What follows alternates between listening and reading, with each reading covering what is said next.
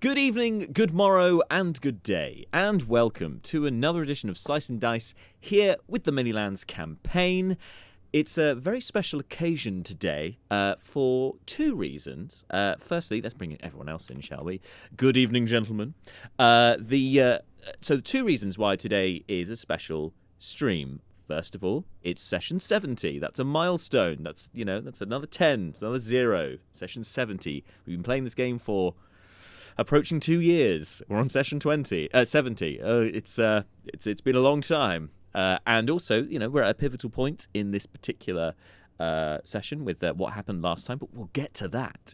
And also, why it's a special session is that it also marks our last Monday night stream. Now, I know what you're thinking, and no, it's not the end of the campaign. We're not calling things to a halt here. All it is that we are, as was said in the last stream, we are going to be moving to a different day and time to make sure that the majority of the party can actually make it to the sessions, because you may have noticed only half of the group are here today. I know.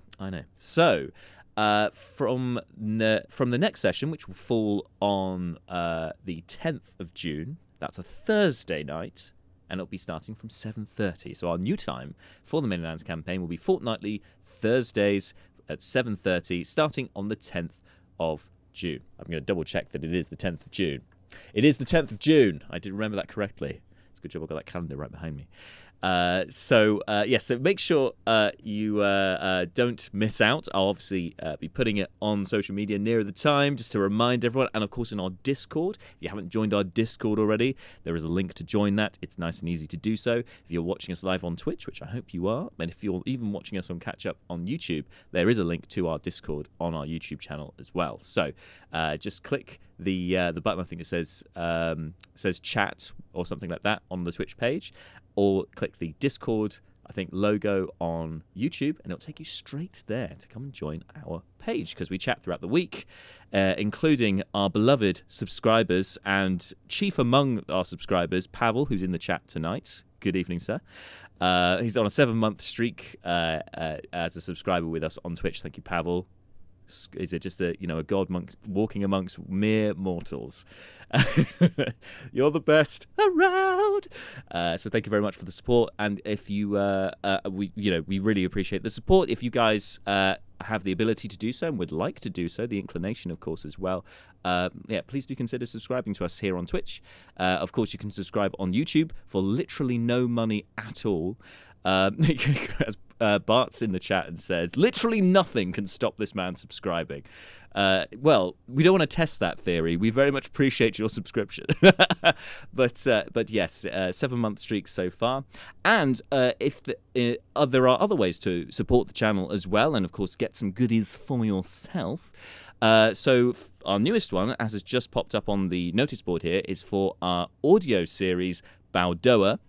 The second chapter of which has dropped on our podcast channel. I think it dropped a couple of weeks ago now.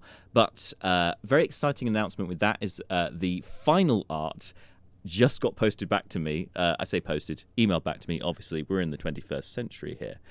The art I've been posting thus far were the whips, the work in progress, but the final pieces with shading and everything have been delivered to me, so I'll be updating everything for that. And that also means that is kind of the last step before editing to get our audio series into a video series, so accompanied by a load of pictures art done by the great artist and a really supportive, just good guy, Gerald Dareth, who you can follow on Instagram and all the rest of it, who has done all of the sketches for our video series, and he's doing it just out of his own just out of his own generosity and spare time. And I want to obviously give something back to him as well, which is why we set up a Patreon to then support Gerald Death, make sure that he's getting what he getting, the funds that he deserves for the art that he's been doing for each and every chapter of Baldoa, the video series. So you can check out all about our Patreon. There's you get sneak peeks into the art before it gets released, and of course into the audio for the podcast series before that gets released as well, all ahead of time just by becoming a Patreon. So just go over to Patreon now and check it out. I think there's a link to that also on our Twitch page, because that would be the most sensible place to put it. But yes, consider becoming a patron, and if you do become a patron, you will be named in the credits for the video series as well. So giving a little something back to you, say thank you for your support. It really would mean a lot to myself, Gerald Dareth, and the rest of the team at Slice and Dice, of course. Now, that was an incredibly shameless plug. Shameless plug! There's a couple of shameless plugs. Shameless plug! There's probably enough shameless plug sound effects, especially because the three of them at home can't hear it. So they're just like, why has he stopped talking?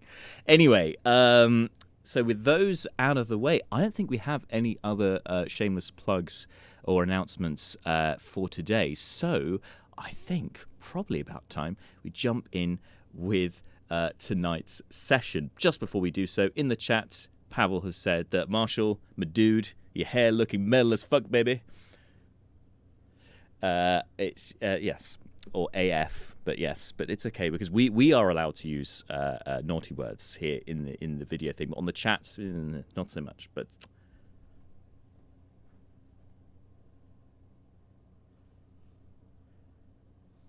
yes. Yes, thank you, Bot, for your constant vigilance. Big Brother is watching, but we'll not talk about technology. Let's get into fantasy and start tonight's session here on Slice and Dice.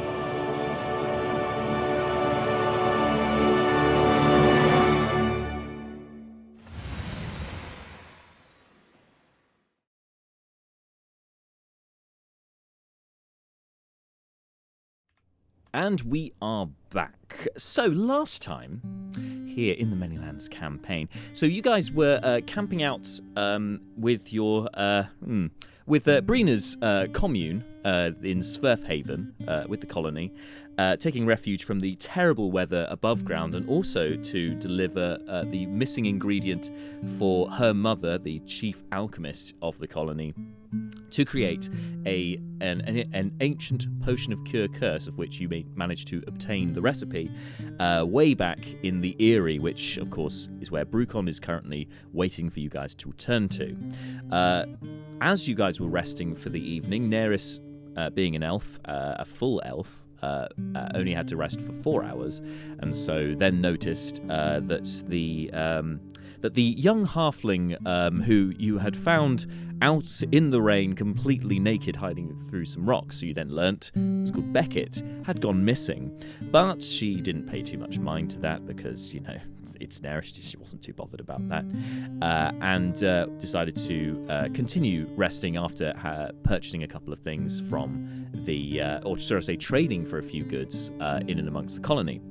Then, as she continued to rest, when the rest of you were roused, you all were roused around the same time, finding that you were all covered in webbing. It seems that there was talk you had heard before going to rest that the Zorn who guarded the entrance to Svirf Haven for the Svirfs was looking to leave because it had run out of gems to feed it.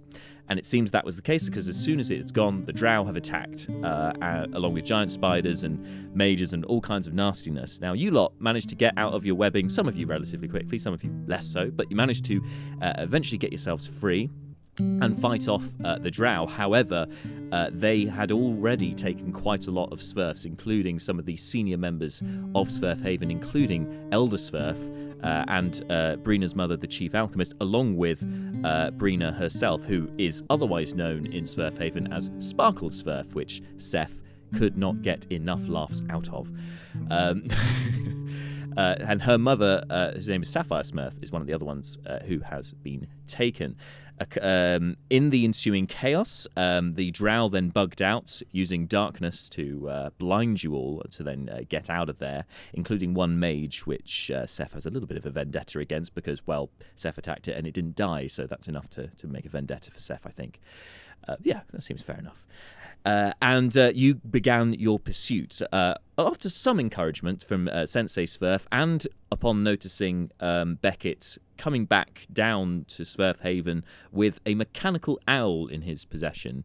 Yes, there's probably a bit more to that halfling than met the eye originally. Also, with clothes on this time, which was a relief. But no time for that, because you guys had to try and save Breena and pursue the Drow patrol. You headed through the Underdark. You came across quite a few traps, which did cause some problems for you, but including Leobrin, who was one-shotted, actually, by a crossbow. It was soon brought back to life by the cleric who's there. They're ready and waiting. And you then, after closing in on the abductors, you then established through Seth's use of message that Breena was towards the shores. She relayed information to you that they were being the Svirfs were being put onto boats at the underground lake, and it looks like the Drow were going to escape or try to escape with those Svirfs. You going through that corridor, because you found the secret passage that they had gone through as opposed to the main route through that underground passage. You came out the other side, made a right, could see the shore ahead of you, and all of you ran into the narrow-ish kind of entranceway, soon discovering that it was a trap set in webbing. Now, all three of you were absolutely fine. You succeeded on your dexterity saving throws. You managed to avoid the webbing, but the other one of your party, Neris, failed in her dexterity saving throw, and so has been restrained by the webbing. And so at this point, can you please roll initiative, everybody? While I fiddle with camera stuff.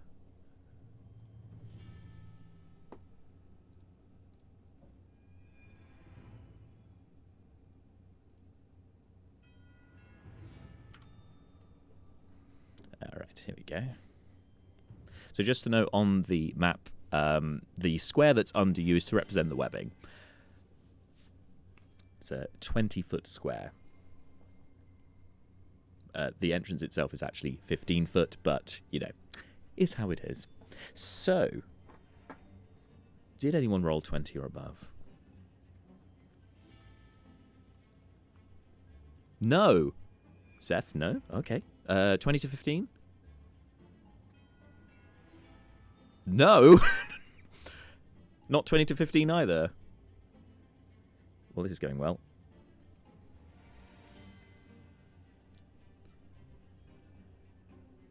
No. I mean, but it's just statistically more likely. Okay, 15 to 10. Okay, what'd you get? 13. Well, Breena beat you all.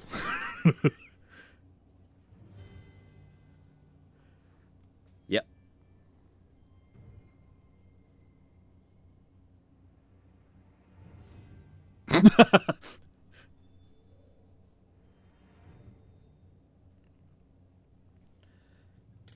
So does that make Neris's total 7?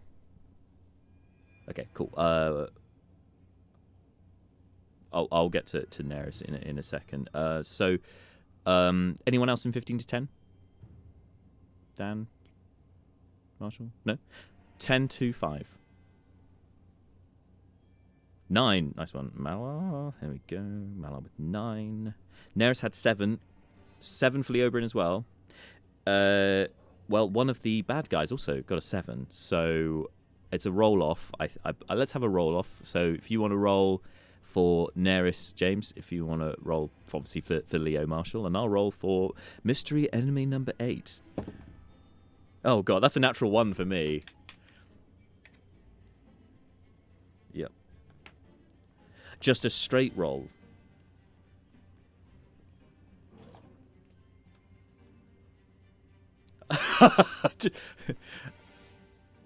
You can choose if you like.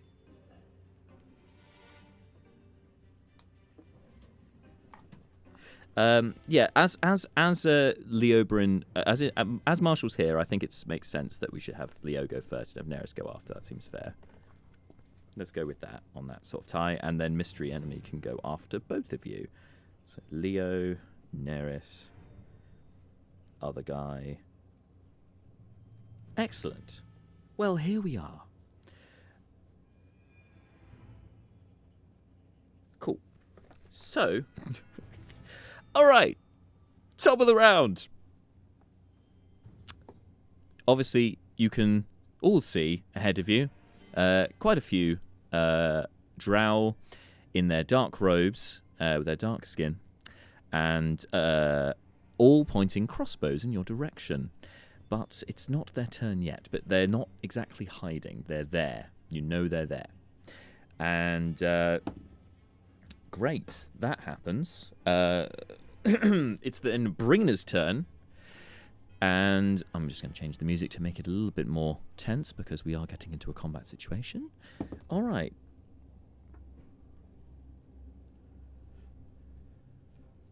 Yeah. Yeah. It happens.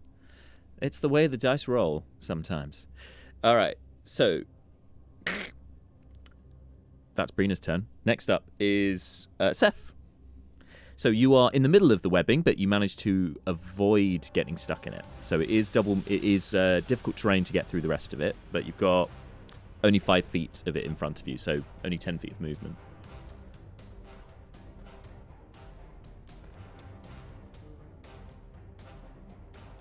So there are 35 feet as the crow flies.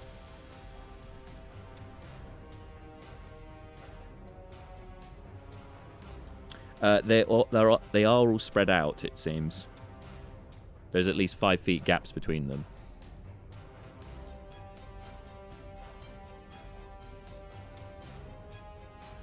Yep. They're all relatively close together, a relatively similar distance. So I can go. You can go for the one just straight ahead if you like.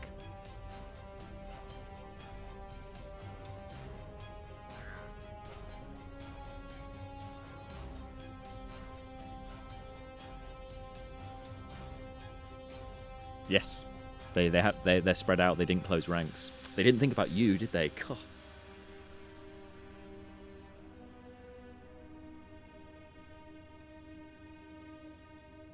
And what is it out of interest? 5 feet of him? Of you. Cool. Yeah. All that dueling goodness. Yes. Okay. Stab away, Seth. Stab away.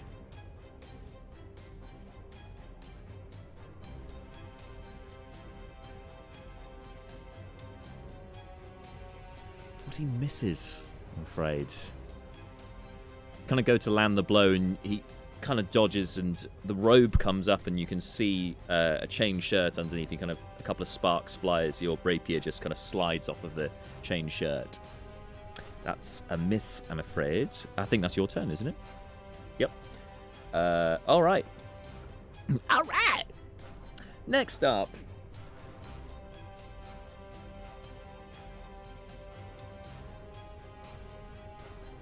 I wouldn't do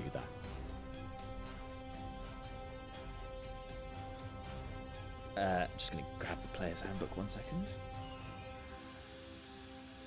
I'm not trying to build up tension, honestly. Just, you know, just sing. How to do a total party kill.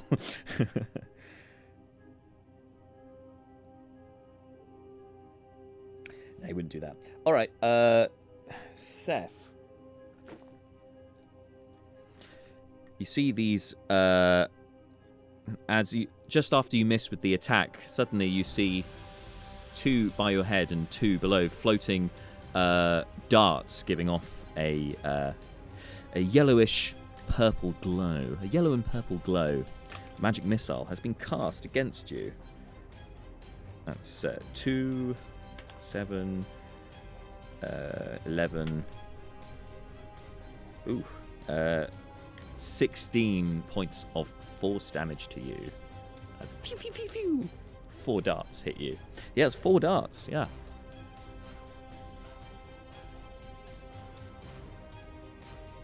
Cool. Everything's fine. Everything's fine. You're still up, yeah?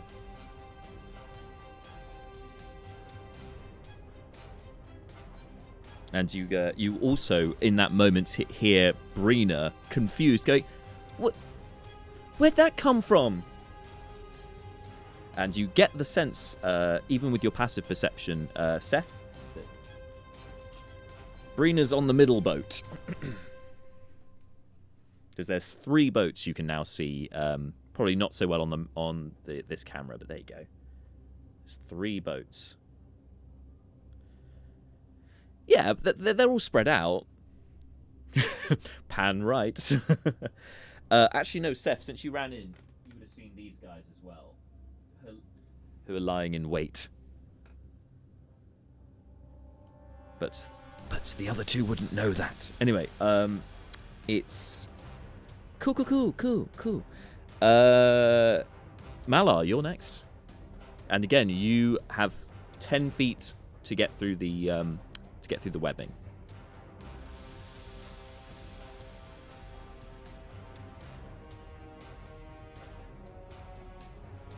Yeah.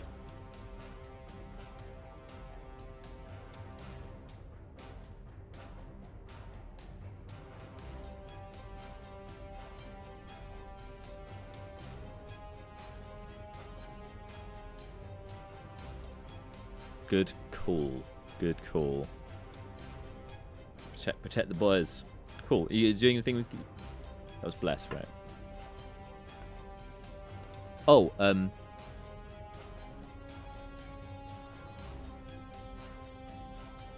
sorry, I think you cut out a little bit there, Dan. It's ability. Is it sorry? Attack rolls and saving throws? No, sorry. Attack rolls and ability checks. Attacks and saves. Attacks and saves. Cool. Excellent. That your turn, Malar.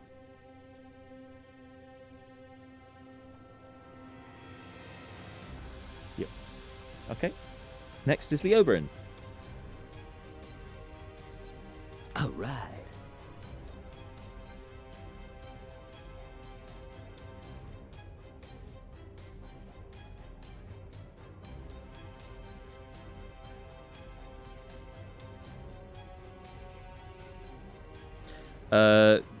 I guess so. Yes, he's nearer more of them. Yeah.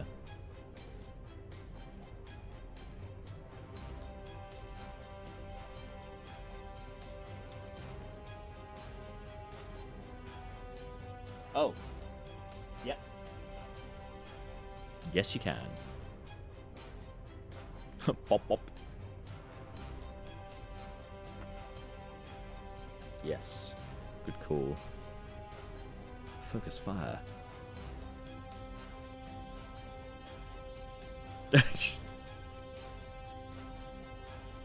Just seen Pavel in the chat. Rocks fall, everyone dies. Yes.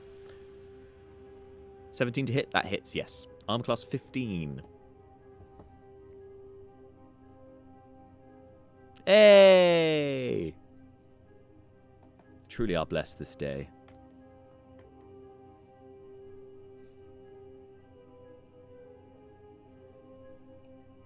Nice. It staggers. This creature appears very badly wounded, Seth, but they are still up. Hit him again!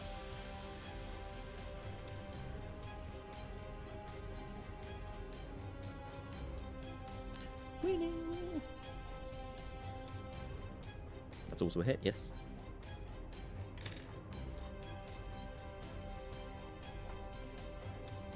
Very nice. That's enough. He, with a sickening blood curdle,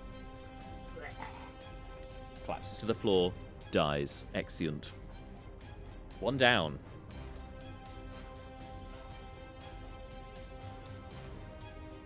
You feel the your ring finger, which once held that ring, tingle ever so slightly. Yeah, that's what it is. He starts healing up a bit more than you thought it would.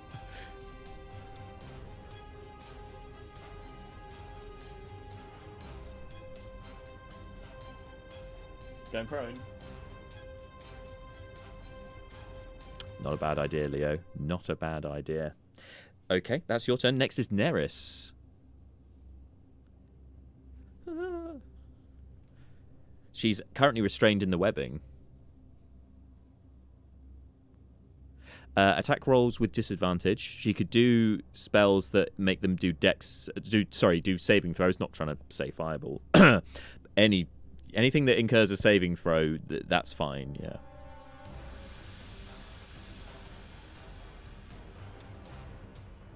Yes, there are. Well observed.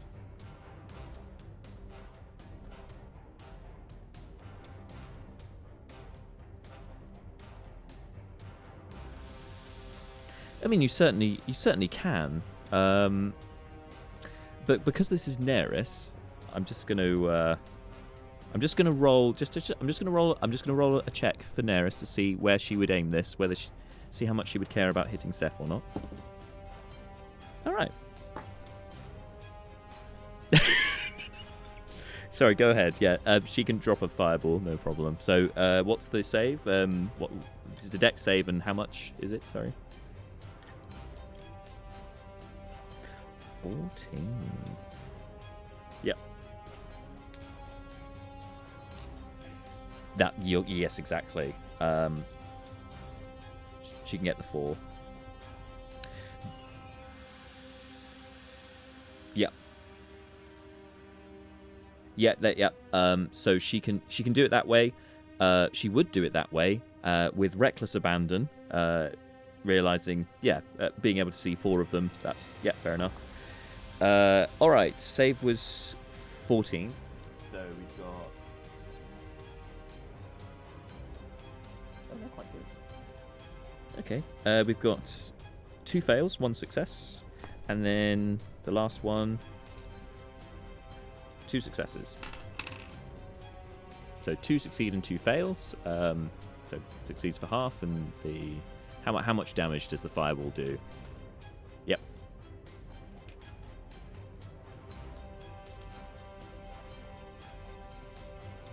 Yep.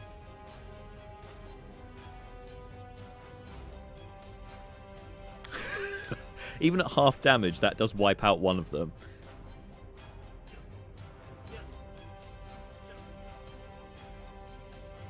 Yes. Would melt the webbing for her next turn. You're right, yes. By her next turn, the webbing will have gone. So she lets off the fireball. Boom.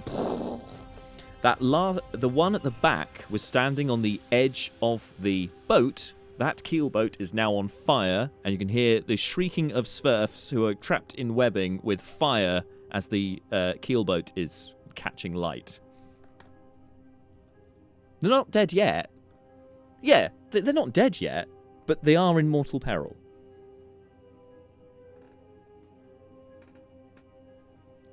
Yeah, webbing burns, as does wood. No. It's they're not dead yet. That's what I'm saying. There's water which will then put it out. You're right. It never, ultimately, if they can swim, they'll be fine. Anyway, that's Neris' turn. Yeah. Yeah, they are descended from rock gnomes, so they'll just sink like a stone. All right. Is Neris doing anything with her bonus action? just because, I know that's her final 3rd level spell, unless she wants to do any sorcery stuff.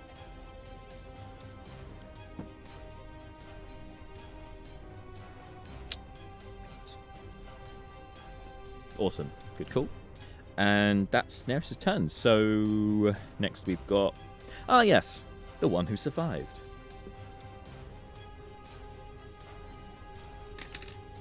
Okay, seeing the eviscerated combatants around and seeing Seth as a free target, he's going to take a shot at you from behind his cover. He'll take a second shot because that missed. All right. That'll be a... oh, God. Bring the book. That'll make it easier. This is a... yeah, 24 to hit, so I'm pretty sure that hits.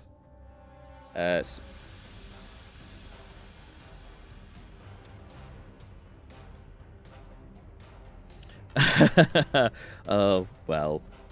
Here we are. No problem. Not a problem. So you take 7 points of piercing damage from the arrow. Because this guy's a dick, I'm so sorry. You need to make a Constitution saving throw, and you'll need to make a Strength saving throw. But let's do the con save first.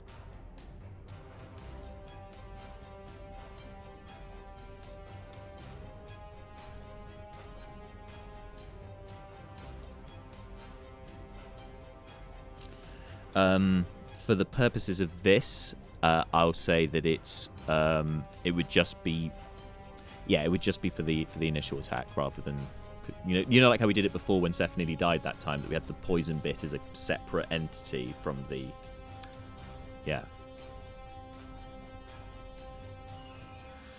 Cool. Yep, that's good. So Cool. You don't get poisoned, and then you need to make a strength save.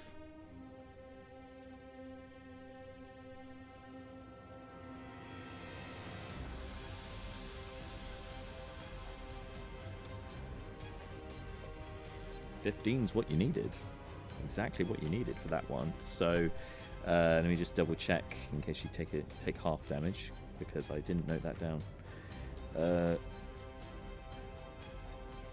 No, you take no damage. Excellent. But but you feel as that arrow hits you, you feel momentarily like anchored down to the ground, and you feel an arcane presence around whatever hits you. But you managed to pull away from whatever that force was. In fact, you would see some vines start to appear out of the ground, thorns and the like, and they start to try to wrap around the arrow and yourself. But pull, strength save, pull them away. Just manage to pull yourself free of those, should we say, grasping vines. So all good there. And that guy. And that guy is going to take some cover where he is. Just hiding it. Just trying to hide out there. Very badly trying to hide. And that's his turn. Next is... Oh, following him are the rest of the Drow. So we've got... let's start from the left to the right. So we've got the one that's in hiding there is going to take a shot at Seth while he's hidden, so he gets advantage. But I'm pretty sure that that's going to miss. That was a 15, so no problems there. And you just hear in Undercommon just some sort of muttering, probably some curse. The next one so the one to Seth's right in the hood is also going to take a shot. Because they'd sooner shoot than to get into melee with you. God. That's going to miss as well. The next one, who is facing Malar, is going to have a pop at Malar. Misses. And the last one, who is in hiding, is going to take a shot at Malar. And also misses. These guys are terrible. In which case, they have movement. They are going to, these guys are going to back up a little bit. Get on the boat. Get on the boat. Back up. Towards the boat. So they seem to be, making a defensive maneuver. And as they get onto the boats, the two on the boats are also going to take shots. One at Seth, one at Malar. The one at Malar misses. The one at Seth is an 18 to hit.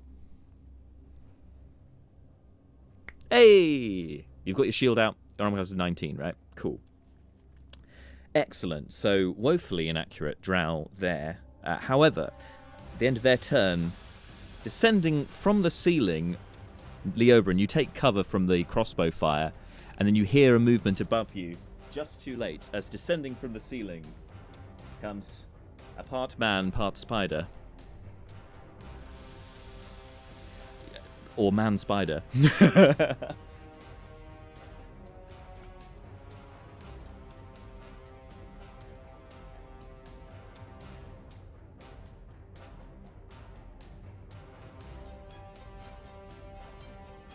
Thank you, I had a little bit of time today.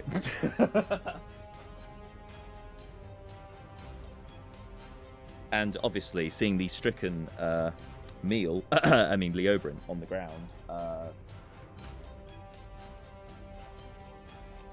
it's gonna make some attacks with its longsword that it has in its hand. This is okay. There's a natural 20. Shit. Oh god. Okay, so let's double the dice. First hit with the longsword.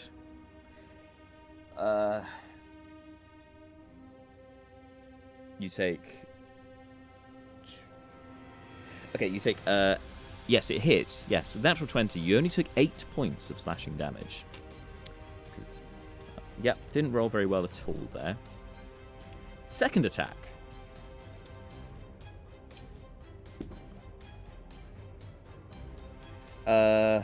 That's only a 12 to hit. Pretty sure misses you, right? And in frustration, its final attack, it uses two of its 8 legs, kind of to try and scoop you up, and it's going to try and take a bite with its mouth as it lifts it up to so that it can look you in the eyes and in the face, and then looks to the neck, and then goes to sink its teeth in. That's an 18 to hit. Okay. You take. Oh no. Okay, you take 1 point of piercing damage from the bite, and you and you take 13 points of poison damage, which I believe is 13 would be your hit points. So, but you're already still up, so you're not dead.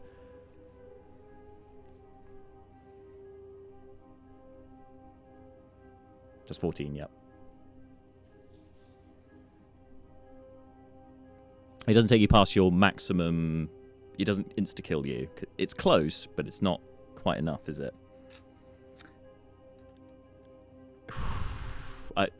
If you were unconscious and it did that, I think you would be dead. Well, that was its third attack. So, Leo, you are in its clutches, unconscious.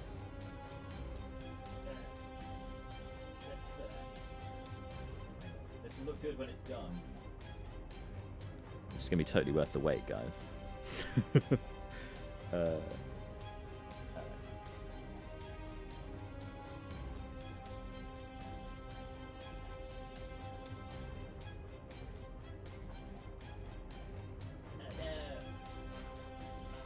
He's got him.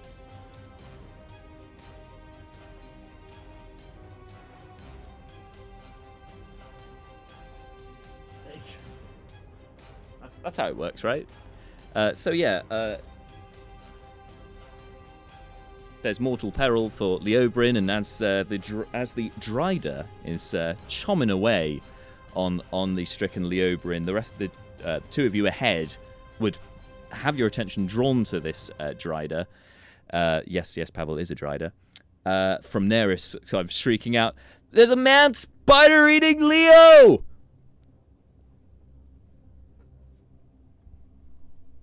And that's its go. Bottom of the round. I'm going to pull this back a little bit. From the passageway which you guys came from.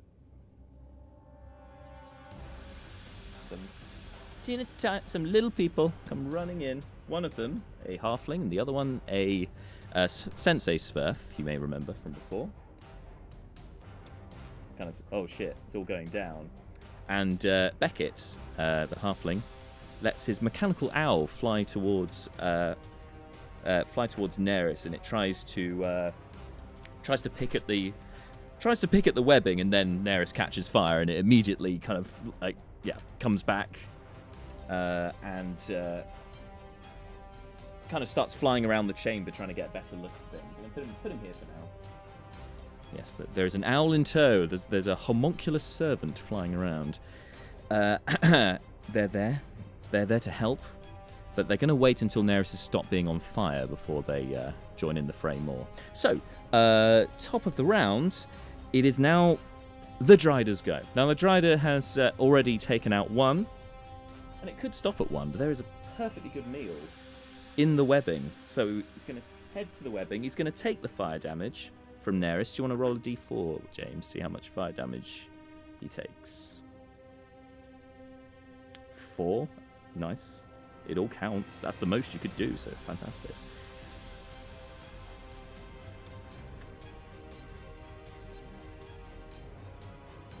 Oh, that's the one where it does an extra, equal to a charisma modifier. I believe it is on the spell cast, so not for this. Not today.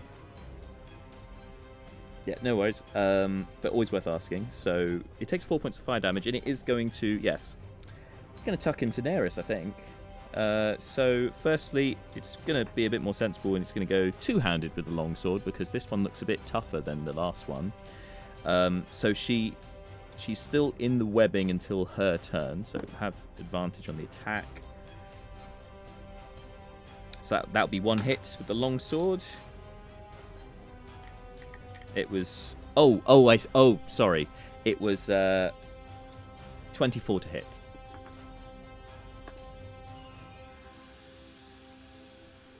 It's just a little gratuitous there. That's 11 points of slashing damage from that first hit. Oh, I'll do it. I got you, fam. Yeah, there we go. Second attack, 23 to hit.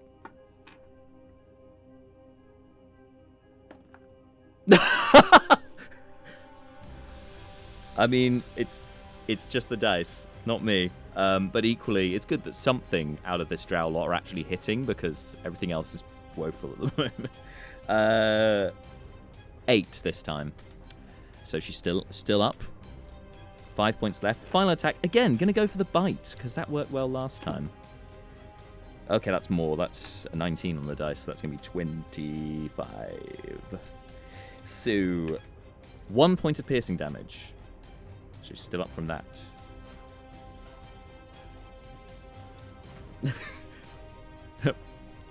No! And then with the poison damage, it's 7 points of poison damage. That puts her on 0. That's 2 down by 1 Dryder. Dryders are bad, guys. Avoid them at all costs. All right, so she's now... So the webbing's burning away, but she's now unconscious in there. Things are not looking good for those two. That is the Dryder's turn. Next, in the back of the boat is Breena, who has freed herself. That's what she did in the last turn. So what...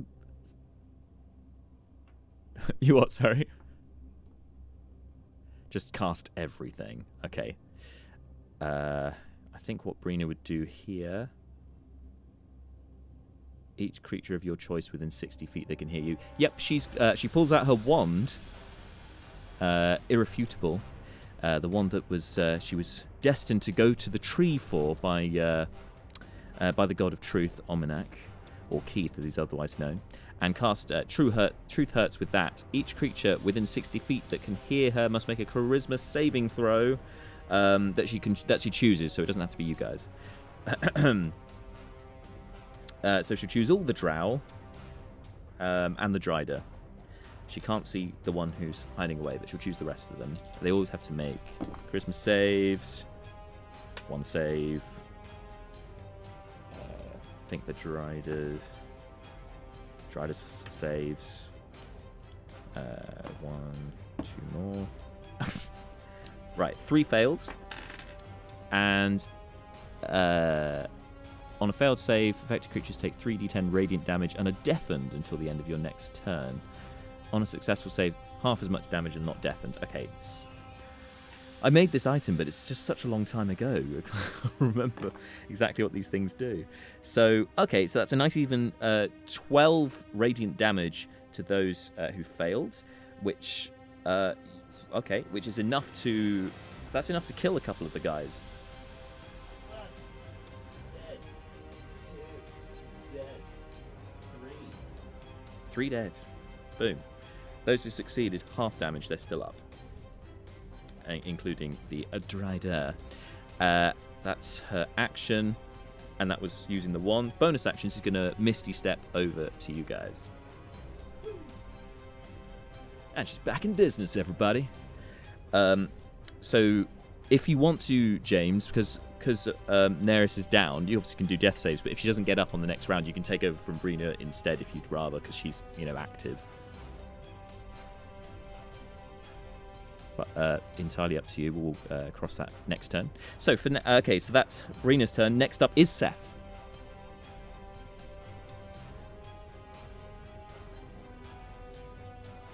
Yeah. Okay. 1, 2, 3, 4, 5. Fortunately, large creature, so you don't need to get into the webbing.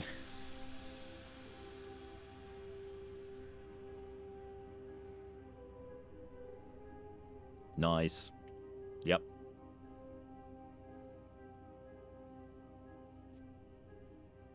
Do it.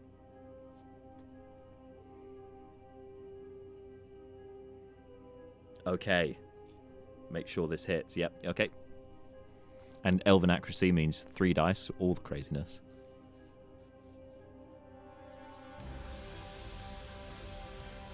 And 19 is what you need to hit. So good job. Oh, okay, great. 19 is a crit with the Hexblade's Curse. Excellent. Roll a butt ton of damage.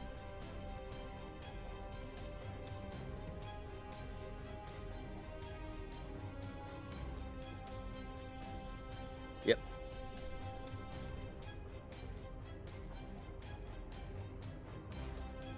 $12 thunder damage. Okay.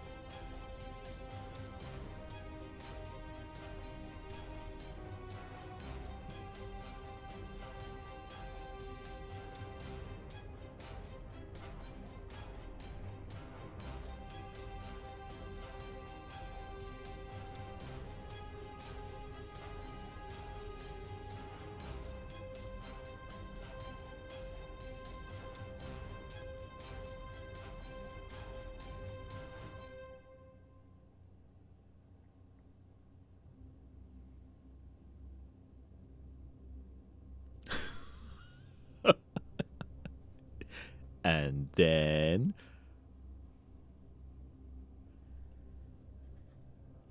44 piercing damage. Yep, got that. Got the booming blades. And it was, sorry, you said 46 for the, yeah? 44. And then the 12 from the thunder damage. Yep, got you. Cool. Oof. No, that was 30 feet to get there. Oh, no, 25 feet. You got 5 feet of movement. Okay, I mean, it does get an opportunity attack, but yeah. Oh, what feet have you got? Oh, no, sorry. This is because you're a swashbuckler. Yeah, okay. Yeah. Yep. Neo, like, doing the hand. Yep, okay. Come at me, bro. I see.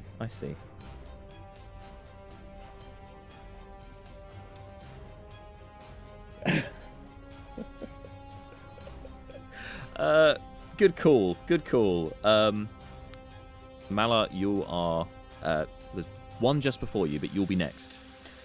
So be prepared. All right. Oh, this guy's such a dick. All right. So now, again, it's hard to tell the source of this particular spell, where this is coming from.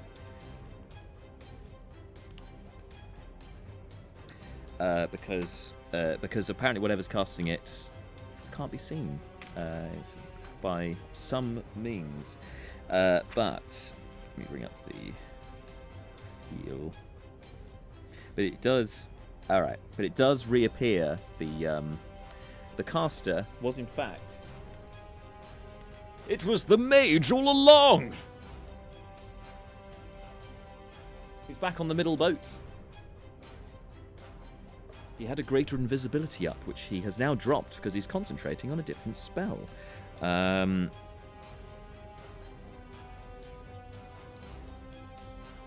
oh, that's unfortunate. So right by you, Seth. 20-foot square. So the ground around you it darkens even more so than before, being that you're in the Underdark. So the kind of purple hue of the ground becomes a lot blacker, and you feel an unpleasant squirming of tentacles rising up from the ground.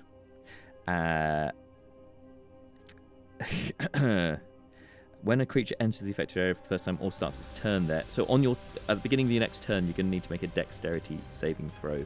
Please remind me of that, because nothing else will happen for now.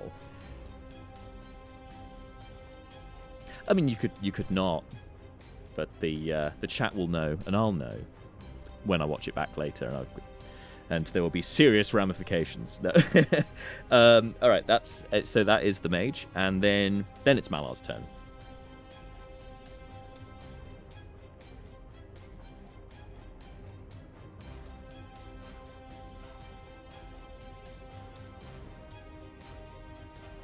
Oh, hang on a minute. I'll give you... There is one thing that can happen here, and Breena can try and counterspell, if you want. What this mage is doing. Do you want to give it a go? So I'll let you roll this, James, because you were going to possibly hot seat for Breena. So because this is a 4th level spell, you'll need to... you need to make a ability check using spellcasting ability. The DC is 14. So this is using... She does have inspiration. Well, the DC is 14, and it's because it's using her spellcasting class. That'll be intelligence, so she has +5. So you don't need to roll a 9 on the dice for this to be successful.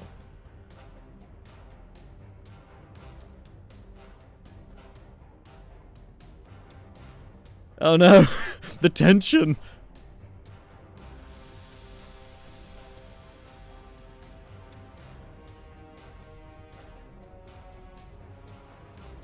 Oh, yeah, that will succeed. So, yeah, I've just seen that they can't hear the rest of you and they can only hear me. So let me just...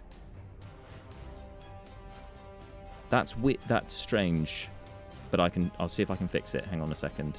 Thank you, chat. Yeah, I'm looking at the levels here, and yeah, there's nothing there. That's not good. Yeah, apparently. But this is very strange because I can hear... here we go. I can swear as got much it back, as I think. You've got your channel divinity. I don't know what happened there. Apologies, chats, You have two. and obviously for the viewers that you might not have been able to hear any of the guys so far, because for some reason there was a wrong dial clicked there and Discord was muted. But it's up now. Censorship in the media. You can hear James now. Yes, good. You can hear everyone now. Yay! Yeah. Sorry about that, guys. Oh, long day. Yeah. Okay, so the counterspell worked. So that means that the spell that was being cast failed. And that's really going to piss that guy off. because he can't Hey, counter the whatever that counter was. spell. So there we go. So now, Malar, it is your turn. Okay. So what I'll do is I will use my last third level. I don't die because I can't bring you back. To cast mass healing word on my party. Yep, good call.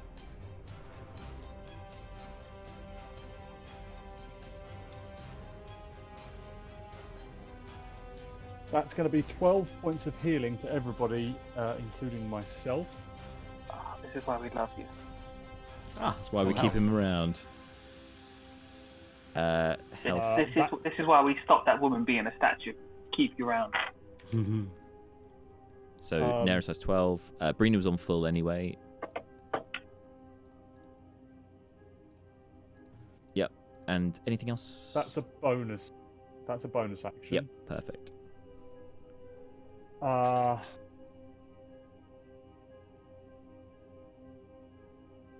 With my action, I will cast Toll the Dead at. Oh, jeez. How bad does the Drider look? I mean, it took a hell of a hit from Seth, but it's still very much in the fight. Yeah, okay. Toll the Dead at the Drider. All right. Wisdom save, yeah. That's a Wisdom saving. Natural 20. Sorry. Are you moving at all? That's. Oh Christ. Oh jeez.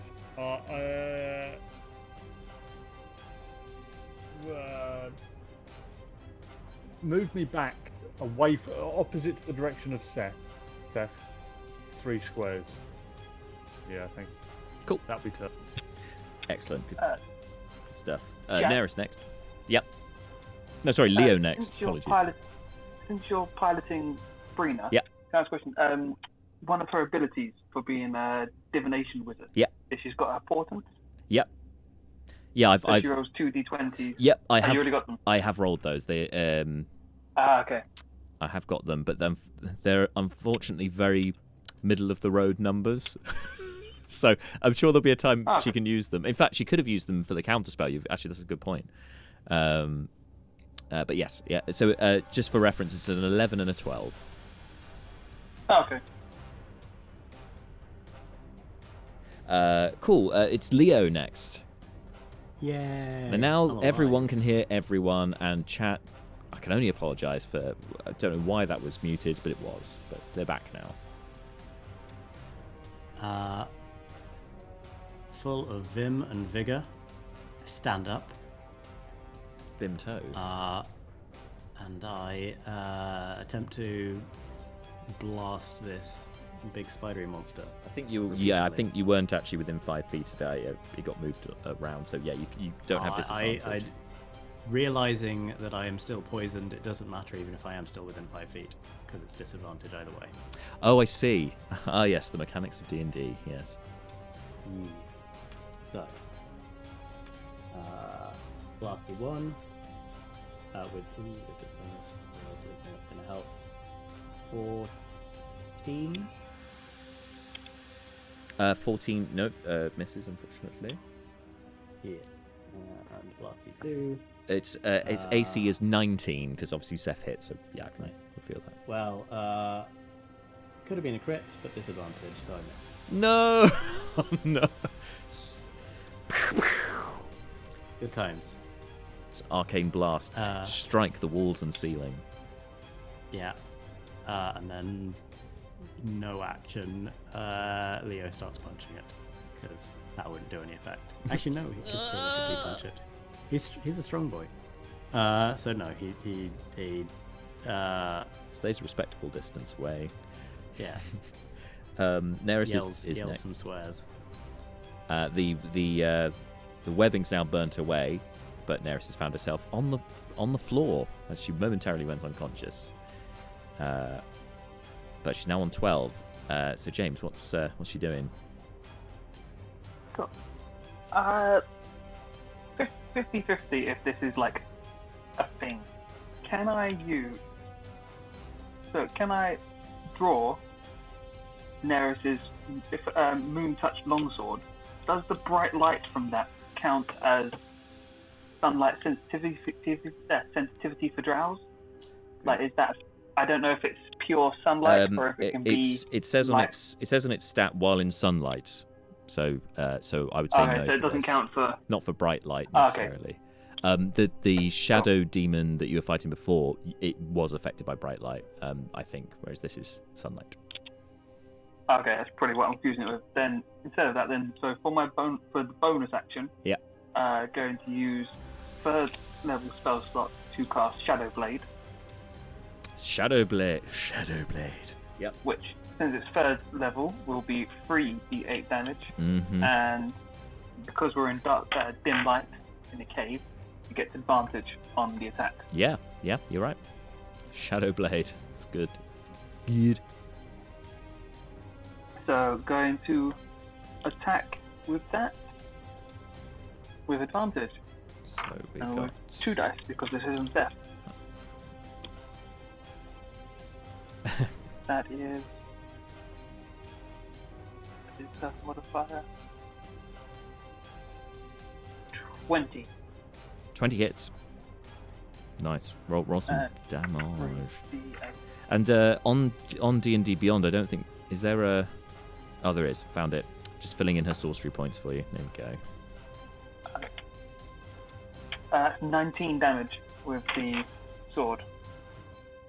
Mm-hmm. So, And yeah, so it's I'm guessing she'll use her deck, so you can add, I think, +2 to the damage. yeah, it's 19. I've already added that one. 19. Great. Okay. She draws some blue blood from this creature. And she, the Dryder that is, screeches out. Didn't like that at all.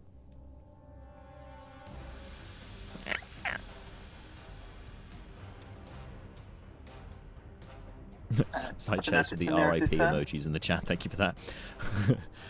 Nobody's died apart from the enemies, though, so it's all fine. And is she doing anything else with her turn? No, that's it. Cool. Don't want to get opportunity of that. Yeah, sounds good. Sounds good to me. All right, next. Oh yeah, poking up from cover. Woo. This lad here sees a deep gnome wizard who seems to have got out of her bag, and he's not very happy about that. So, he's gonna take a shot at her. 19 on the dice. It's definitely gonna hit.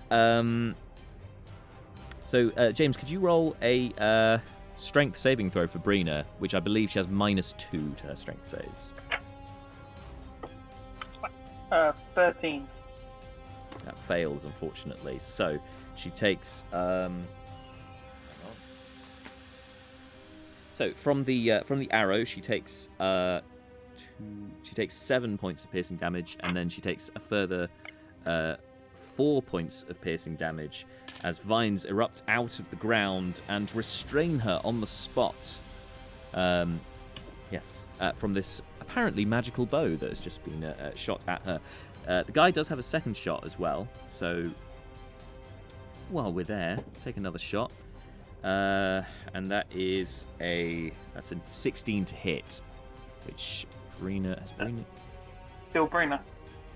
AC is 9. But she's got shield. Nope. Only adds +5. That only adds +5. She okay, that's another hit.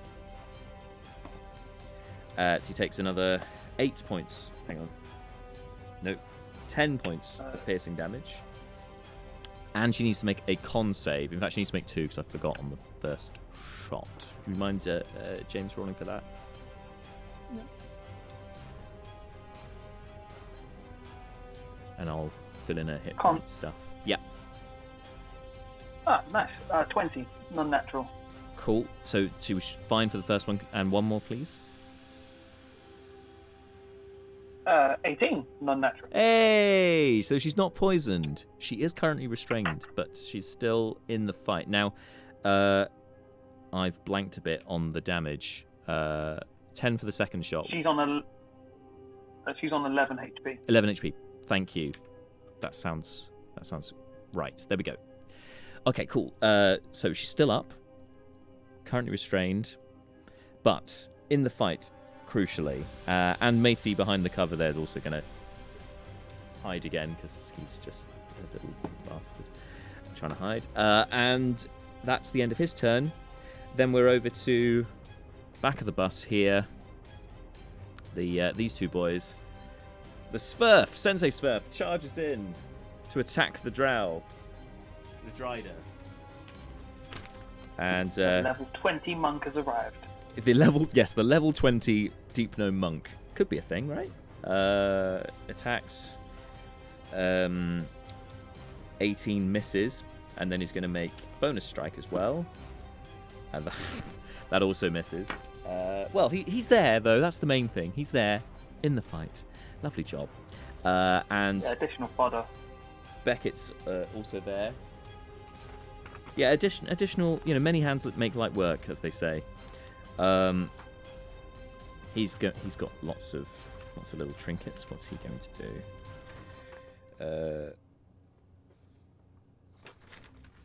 Yes. Okay. He casts Sanctuary on himself and moves up to try and help out in any way that he can. But Sanctuary has been cast. That's good to know. All right. Next. Hi, Keyblade. Thanks for joining the stream. Thanks for checking us out. You've joined us at a good time because, well, you can hear everyone now. And now we're up to top of the round, which is the Drider. Now the Drider has 2 potential meals in front of him. Sorry. She, I think she'll carry on with Neris for now. So she's going to try and grapple Neris. So can you? I think it would probably make sense for an acrobatics check, but you can do athletics if you like. For Neris to try and get out of the grapple, please, James. Yeah, acrobatics would be better. Yep. 16. 16 succeeds. Yeah. Doesn't manage to grab her this time. So instead, she's going to try and sink her teeth into her again, going for another bite. 3 on the dice. That's not going to work. Finally, one last bite of the apple. That's a 15 to hit. Misses. Just misses normally, no shield. Nope, no shield. He's still not given us a good value to use it for. Damn.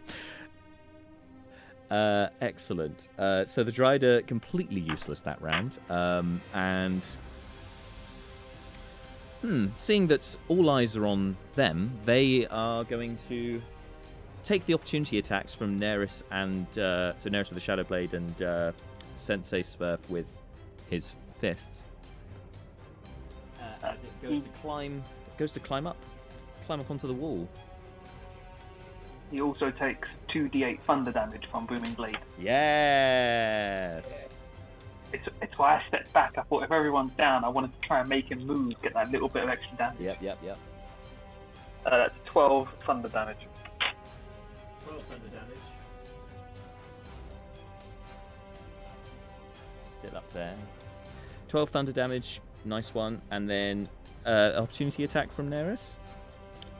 Yep. Advantage because Shadow Blade. Yep. 14 on the dice plus. What the hell is her? Her modifier would be Dex, so plus 4, or is it? Yeah. So I'm on Breena. Neris. Plus 5, so 19. 19's what was needed, so excellent. So that's 3d8 psychic damage. This could be deadly. 8, 5, 4.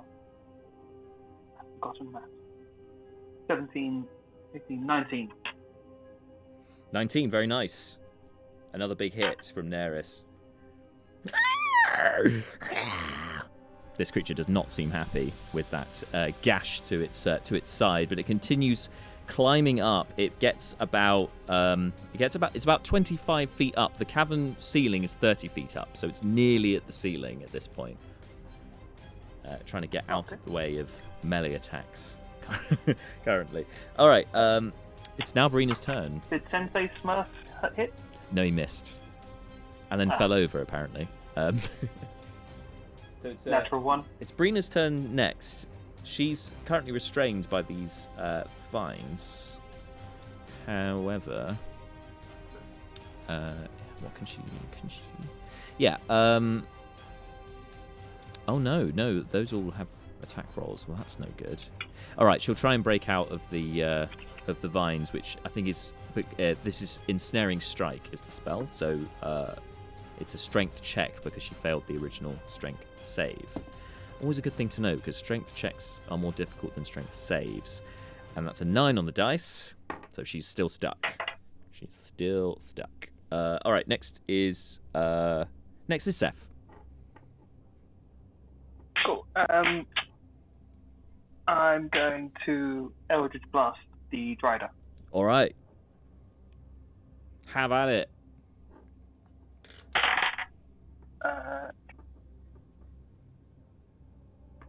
That's not Seth.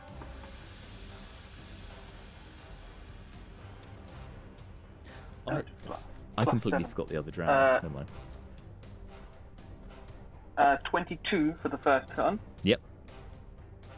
And That's a hit. 12 for the second one. Okay, so one hit. A one-hit wonder, maybe. So that's 7 plus 3. 10. So 10. 10 points of force damage. Very nice. Still up, but not in a good place at all. Did you want to move at all, Seth? Am I near people that Neris would potentially want to murder with fire? No, not currently. Oh, then I'm safe from Neris. Cool. So, The now I completely forgot the drow that are still alive. That's my fault. So I'll take their turn now, if you don't mind, because they should have gone. They should have gone just after Neris and the guy with the bow. So they'll just be peppering at you guys with their crossbows. So it shouldn't take too long. There's only 3 of them. Okay. The highest rolled there was a 17 which would have been at Seth, and he's got a 19. So yeah, okay. So there we go. That's them. They did nothing. They were ineffectual. But the boat over there is still on fire, and you can hear the screams. You can also see Malar. A few of the Svirfs have got free, and they're starting to clamber off of the boat. Some of them jumping into the water and paddling hopelessly, just trying to keep afloat. A couple of them have made it onto dry land, and then seeing Breena tied up, they're not really sure where to go. The other 2 boats, meanwhile, are starting to move up. Just starting to push off into the lake. Anyway, so now we're back in order. It's now the mage's turn on the boat, and the mage now sees that he's still alive, and he sees that, they're about to get away anyway, but he's, wants to put one last thorn in your side. So, oh dear. He uses his 5th level spell, which I just need to look up. Okay. Oh yeah, great. never a good find. I get to use another prop. An even worse find.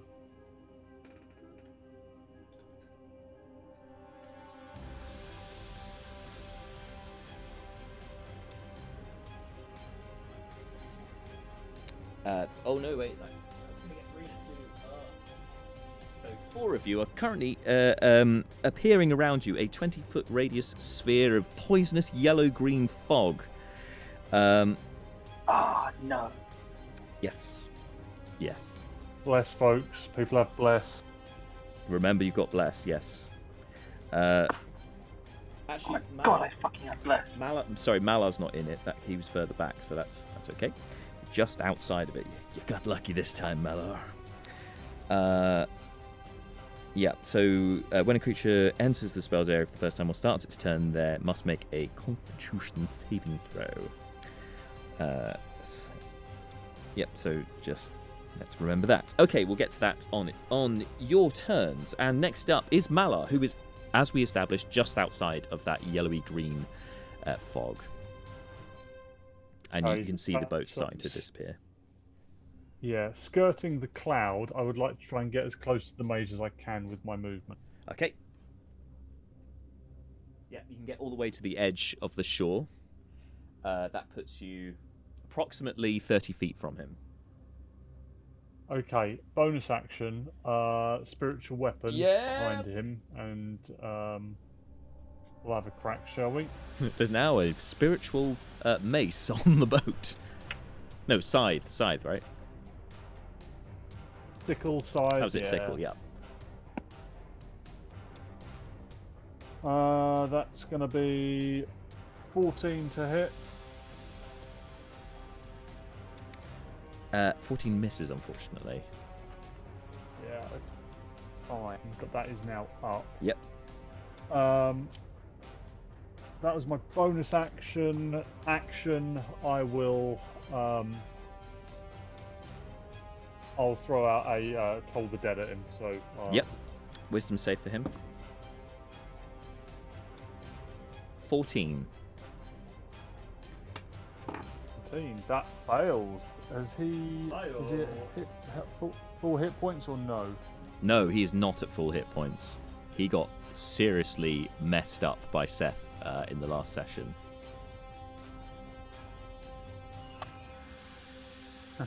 That's 16 points of necrotic damage.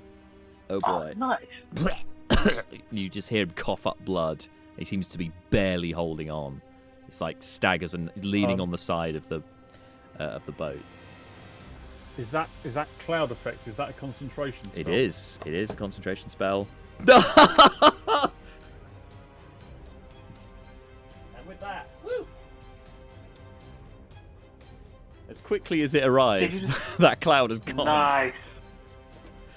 Damn, rolling a 3. Well, I feel a little bit smug right now. Yeah, that was like, 5th level spell, and that guy was thinking, I'm going to be smug, and then you just completely nerfed him. Nice one. Nice. Okay. That's my turn. And what a turn it was. Malar. Just absolute champ. Malar, you MVP beast. I mean, you all are doing some good stuff in this fight, to be fair. But yes. All right, next up is Leobrin. How do you follow that? And for an encore, Leobrin will not get killed by ceilings. Yeah. He kills everyone. Because. I see people on the boat and that's it. People on the boat, and you've got the Drider approaching the ceiling. Oh, there is one Drow here. Over there. Oh, thank you. Yes, I couldn't see him against There's another one hiding around there somewhere who's shot at Breena. Oh man, do I focus on the Drider or the boat folks? I feel like the Drider is too close to us and caused significant problems when it got in even closer than it was. Mm-hmm. I'm going to start blasting at the Drider. All right. Eldritch Blast? My cantrips. Yeah, it's Eldritch Blast. Yeah, I think so. Awesome. Okay.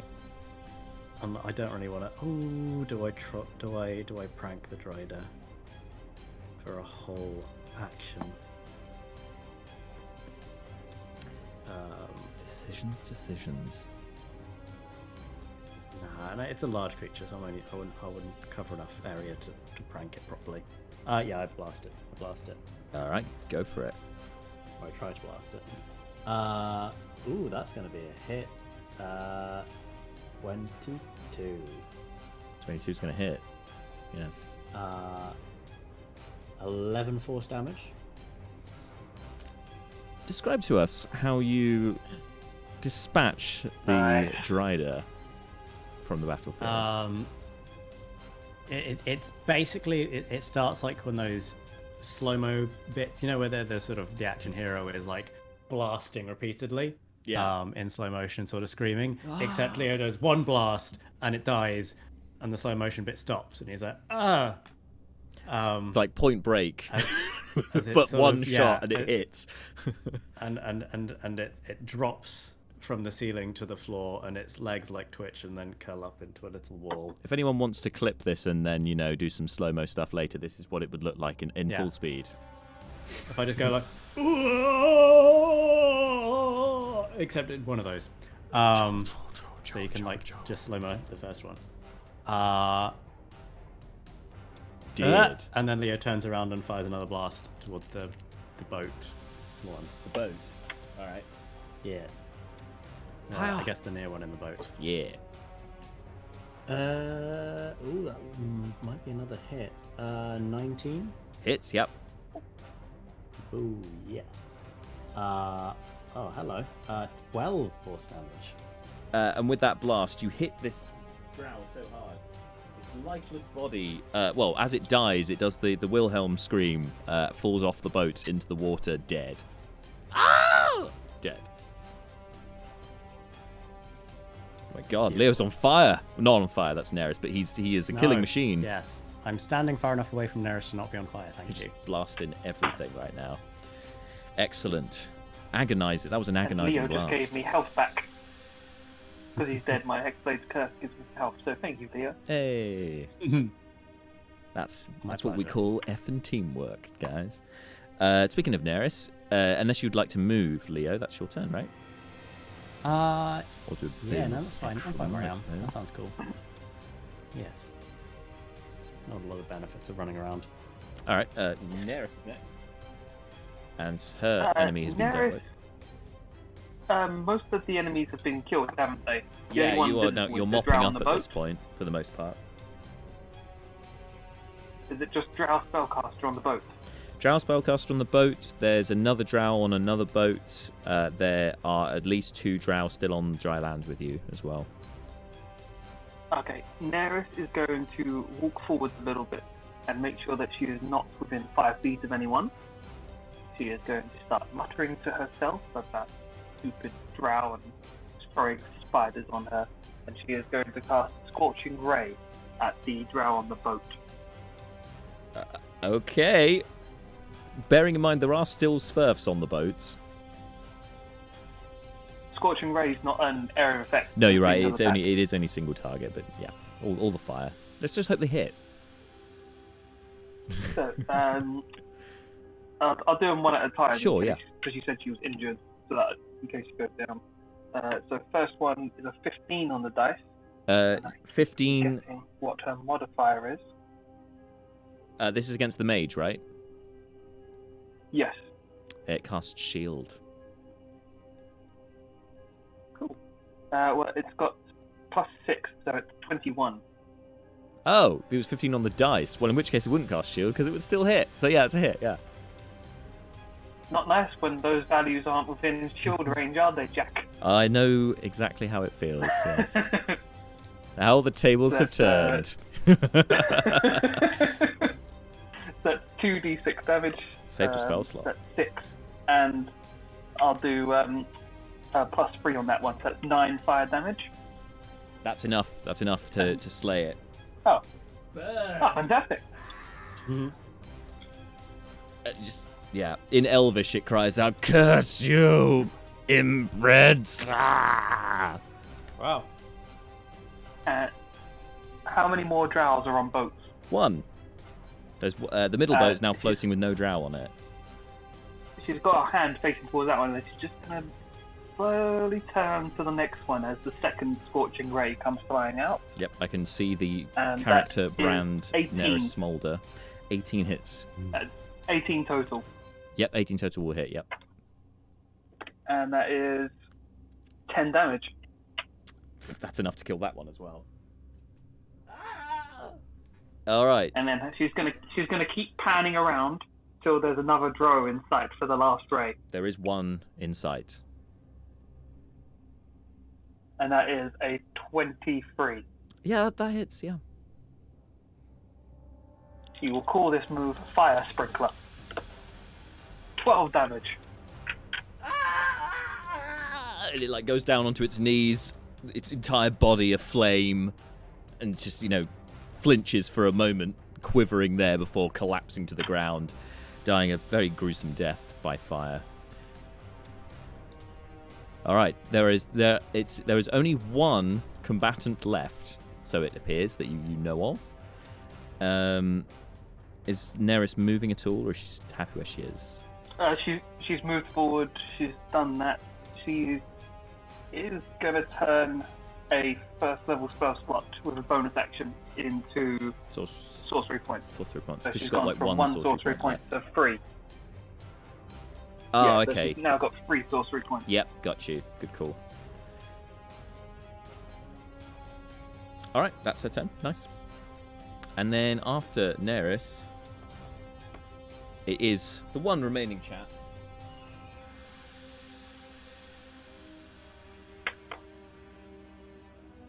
Obviously pops up and then notices the fiery death and the blasting death. All of his comrades have all died. Reaches into his pocket and takes a swig of a vial. And begins coughing and spluttering. You can see this one, as it pulls back its hood, unlike the rest of them, which had kind of this ebony style skin, this one is a very, very pale white. I mean, it makes Neris look tanned by comparison. This one, but anyway, it takes a swig of the vial, and this foam starts brewing and erupting from its mouth, which is not as white as as its skin. This creature starts foaming, collapses to the ground, and dies. And with that, for a moment, you take stock of the world around you, of the room around you, and it seems you have no more hostiles in this area. There are just some panicking Svirfs. Some of them running off of a burning boat, others trapped either in webbing on boats or just on boats that are slightly away from the shore. So well done. You've slayed the Drow. That's initiative over. So yeah, what you're doing? But Neris is going to cast Control Flame and try and reduce the fire on the boats. Yeah, sounds good. She does that. You know, Seth isn't there. She doesn't want them to burn. When the Drow, the final one who took the poison vial, dies, the vines disappear as well from around Breena, and she's now freed. And kind of immediately runs up to Malar whilst looking out at the shoreline, going, "We have to help them. What can we do?" Oh, agreed. Mr. Seth, do you have a grappling hook, or was that Mr. Brucon that carried such an... He's the rope man of the group. He is our rope man. Miss Breena, how brave are you feeling? I'm always feeling brave, Malar, but I think I've had an idea myself. How strong are you feeling? Oh, I'm sure I could muster the strength needed for what you're after. Excellent. She taps you on the leg because you're very tall and she's very short, and she casts Fly on you.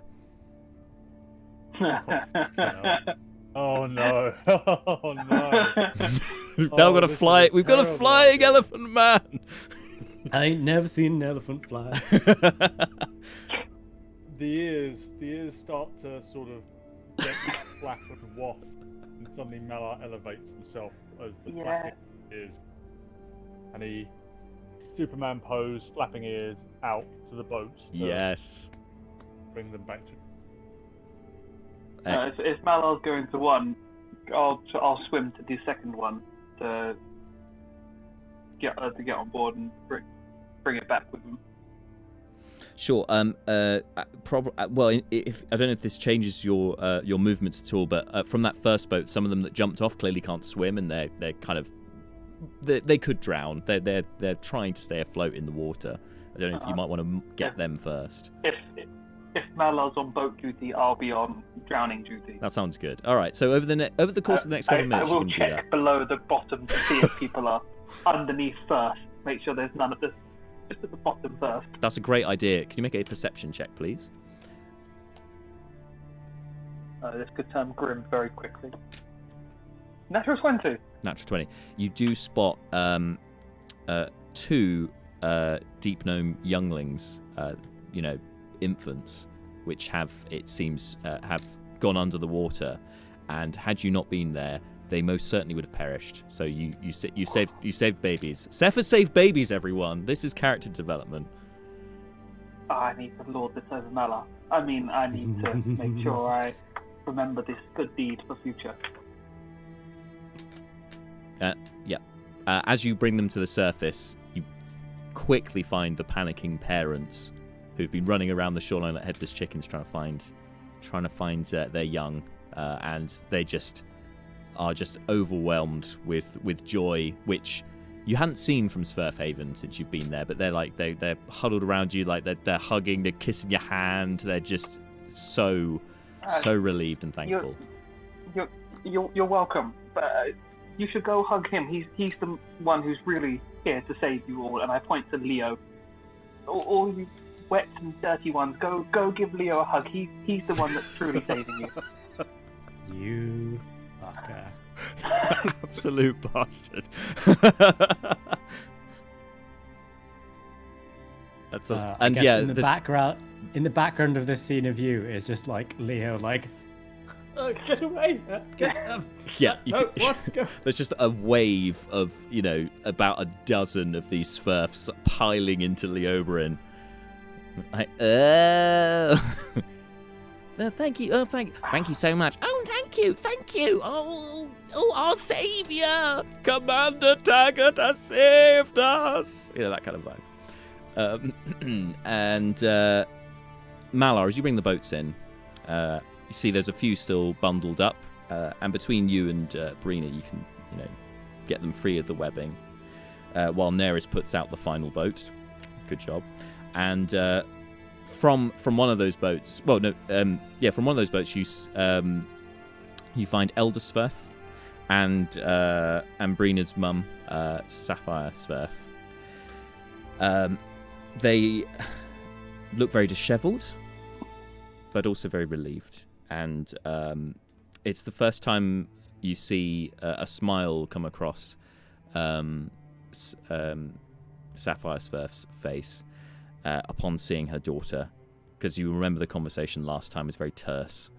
And yeah, so there's this, you get this sense of familial emotional connection which you hadn't got the first time they met. It's almost like the mask has slipped here.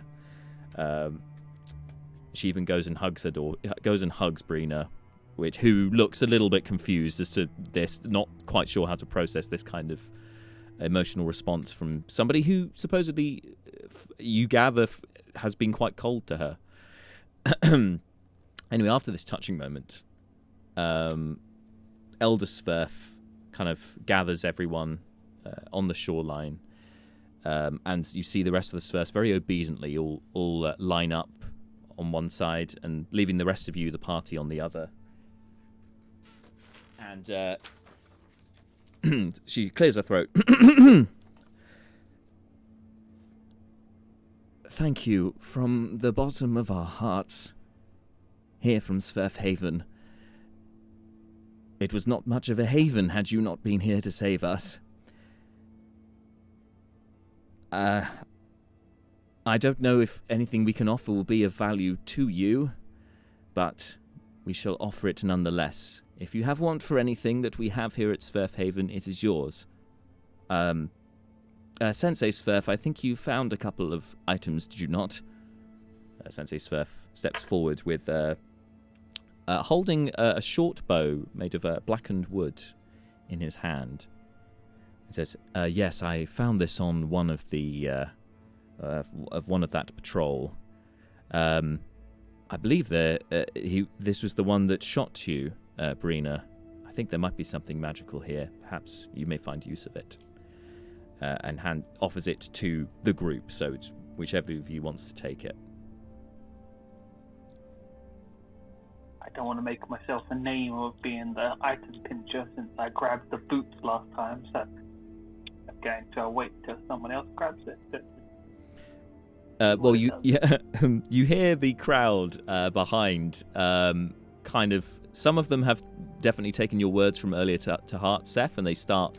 And you can hear vague descriptions of Leobrin, like the ginger-haired one, the with the ruff, the elfin green. He's their leader. Give him the bow.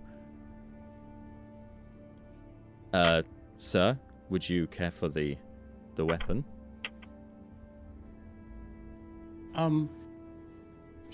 Sure, thank you very much. It's a wonderful gift. Thank you very much. Like, Leo is bowing low. Like, it is a pleasure to serve your community. Leo is treating this like a key to the city kind of deal. Yep. And hey, Leo's got form on this. He knows how to deal with higher ups. Elder Svirf bows courteously and says, "Oh no, it is we that are thankful for all of your deeds. Perhaps if you were to escort us back to Svirf Haven, we can richly reward you. I have some trinkets of value, which I'm sure people on the surface may not have seen before. You may get a good amount of gold, or maybe trade it for something better. And yes, as I said, we have many traders. If there's anything you like, it is yours. You don't need to trade anything for it. You can have it for free. You have done us enough by saving our community." I like this town. I think we should stay here. We don't have anywhere else to go. Let's stay here. I like this place. Well, I'm afraid Sorry, go ahead. Well, I think we need to reacquaint ourselves with Mr. Brucon, sir, but I would like to Brucon. Partake a flying visit on the way back. Yeah, I don't like it down here. No, still looks unhappy. Before we go, can you guys give me a hand searching the Drow body, see if we can find any hints for... what am I saying? See if we can find good shit. Sure. I don't know why I tried to play it off. I'll assist you with that, and I'll give you guidance. Oh, thank you. Nice. Do I roll a d4? Yeah. Cool. I'd like to check, and I kind of want to try and see if I can find more of those poison vials that they were using. Yeah. I thought that's what you were going for. Might fit in your assassin's belt in the little pouch. Yeah. Yeah. I want to see if they've got any daggers and poison mostly. What am I doing? I've rolled a 17. Investigation. Plus a 1. 17, 18, 19 total. 19. All right. With a 19, you find a crudely crafted sort of black iron dagger, which you gather, by your estimation, appears to be coated in that poison. So it would appear the next time it was used, it would have the poison to be used on it. Oh, okay. Is that the type of poison that dries out after a minute? Or just in general? No, this... you don't know, but okay. The fact that it's been over a minute and you can still tell it's laced with poison makes you think it will last a bit longer than a minute. Nice. But mechanically speaking, the next time it gets used, the poison will be, transferred. Fantastic. I will save that for a rainy day. And 2 drow poison vials. That was all I wanted. You also find various kind of bone carvings, effigies. There's a lot of spider motifs among the personal effects of these drow. And as you're searching through this, you come across the pale dark elf, or pale drow, which is the one where the bow was taken from. And as you're examining it, Sensei Svirf comes up to you and says, "I think this one is a relative of our nemesis, Lemmergrag." I thought... Lemmergrag. What I said. Yes. The Lemagrag, she is the leader of the Drow. She's wanted vengeance on our people for over 100 years. Okay, so Lemon Crack is the leader of the Drow. She's pale like this one? Yes. Okay. What, is she like a constant threat? Her minions are. She was once a friend of ours, but it was all a deceit. They were just using us for what we could give them, and when they grew too greedy, they wanted to take us. That's why we had to leave our original home. And then we found Svirf Sorry, Haven. we won't be able to stay to help with Lemonbat, but hopefully this will dissuade her from attacking again. Yeah, it may do in the short term. We may have to find some more Zorn, I guess. Mind you, he might still be around here somewhere. We just need to give it more gems, that's the real thing. If you ever come back this way, and you have any gems, we would be very appreciative. We can give all sorts for it. I guess in the meantime, we'll have to get our miners back on double shifts. I'm sure Chief Mold Svirf Jr. will not be too happy with that. Excellent. Sorry, I digress. Yes. We'll head back to town with everyone now that we've collected Very good. everyone and the belongings. Very good. Oh, hang on.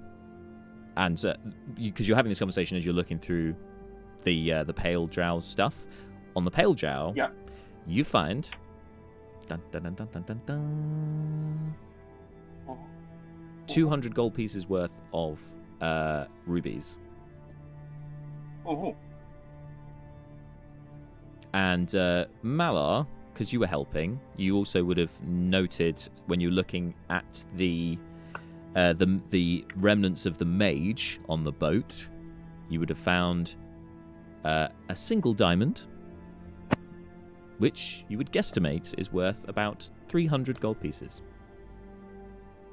Oh.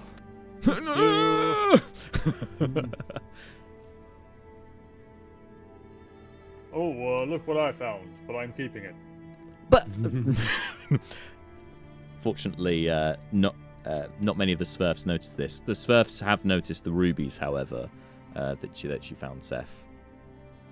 They come, well, that would be a great start, I suppose. But obviously, we are indebted to you, sirs. We wouldn't want to necessarily take it from you.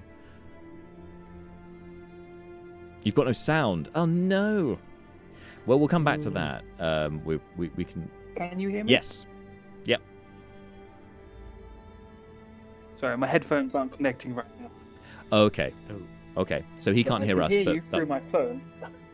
No worries. Well, we can come back to that later on. In the meantime, you guys, unless there's anything else you want to do here, I guess you'll be heading back to Svirf Haven with your entourage of Svirfs. Sure. Yeah. All right. So when you can head back there. You're going to head back the way you came, or because there isn't the other path straight across down the escarpment. I mean, if I think we'll probably be happy to go back whatever way they're willing to take. It's the easiest. Yeah, they seem inclined to go back the way that you've come from as well. Kind of pointing in that direction, going, "There's something stirring down there. I don't quite like it there. It might be safer, the path already travelled, I guess." Some time passes as you retrace your footsteps, and then you obviously have to get down from the escarpment at the end of the corridor, which you'll remember from the tunnel. Sorry, but eventually Can you hear me? Yes. Can you hear us? Yes, you can. Thank you. Cool. Eventually, you guys all get back to Svirf Haven. As I said, they're very happy to. The traders kind of swarm around you, offering their wares. There's the mushroom vendor, which Neris has already befriended earlier. This time, she's being offered, tens of these great big mushrooms to take, and she's kind of looking at you guys for help. Like, should I? Yeah, will they keep or? It beats using rations, Ms. Neris. I would take what you can and enjoy it while it lasts. Sure. I'll get some for everyone then, I guess. And she takes as much of that as she can carry. Beckett is also helping himself to one of those. And you see him offering a little bit to his mechanical owl and then going, no, that's not a good idea. Carrying on eating. And yeah, so it's general bric-a-brac that they're offering you, but it's the kind of gnomish trinkets that you wouldn't find so much on the surface. So it's up to you if you want to take anything. There are also various mundane items, but if a trinket takes your fancy, you can of course take that. What would you like to do, guys? What would you like to take? Would you like to take anything at all? I'd like to just ask Breena if she has a magical need for 200 gold's worth of rubies, and if not, we can sell them to her people. Oh dear, I now need to look at her. Okay. Let's look at her spell book. Can we just sell it and then backtrack if it was something she needed? Yeah, I think that's a wise move, because I can't recall off the top of my head. So yeah, we'll say that. Sorry, I didn't want to be like guys like, oh, I'll sell this diamond worth 300 gold, and then like 5 minutes later going, yeah, we need that. I don't think there's much ruby need in spellcasting. No, I think there might be like 10 of ruby dust or something. Yeah, but yeah, that's what I was thinking. Yeah, I think given the situation, Breena would be happy to donate it to ensure the safety of her people. So, I think even Angelique would agree to that if she needed it for something else. She'd be like, no, I'm not going to sit in my wiggy tower, but while my people starve, none of that. And then we'll sell the 200 gold worth of rubies so we can split the gold between us all. So so it's a barter society here, so they don't have any gold to give you, but they will give you. They can give you items of an equivalent value. So they'll give you another 200 gold pieces worth of gnomish trinkets. There's like a couple of clockwork little toys, like metal kind of figurines and stuff. There's one in particular is like it's a lantern, but it's got a mechanical shutter, and instead of an actual oil lamp, it's actually lit by some of the luminous fungus that grow naturally in this cavern. But they've managed to kind of get that one so it's still growing inside this lantern. A fungus lantern, shall we call it? Just gonna turn to Leo and Malorange, but none of the items they're offering are really up my street of ways to kill and not be killed. So have my share of the rubies, barter for what you want. Okay, I guess. Sure. We'll load up on cheap to take to the surface and hawk there. Okay. So your vast hall of your vast hall of trinkets. You basically get a sack full of goods, and they're all in total they'll be worth 302 gold pieces. We bartered well. You did well. You did good, guys. You did good. To the right seller, of course, but yeah. They could be worth more, they could be worth less to some other sellers, who knows? But the rough estimate on their value would be 302 gold pieces. And then once you're offered that, as this is going on, Breena is kind of taken to one side. You see that she's having a conversation with her mother. It seems quite long, quite intense, kind of conversation you don't really want to get involved with. And when she comes back to rejoin the rest of you, she's quite forthcoming, actually. And shows what she's been given. My mother thinks that this might be of use to us on our next adventure. Oh yeah, she's fine for us to leave. She's not got a problem with me staying after what we did. So, and also now that the ruby's there, hopefully they can get the Zorn back. So security should be fine. So that maybe they won't need a seer just yet. So. But anyway, she gave me this. Well, it was her grandmother's actually. It's an alchemy jug.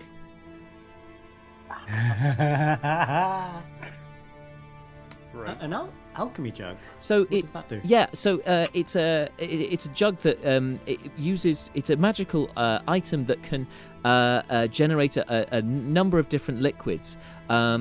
There's you have to kind of spend some time with it to learn the command words and such like to make it get the right one out. But there's such you can make water come out of it. You can make reaches for the Dungeon Master's Guide.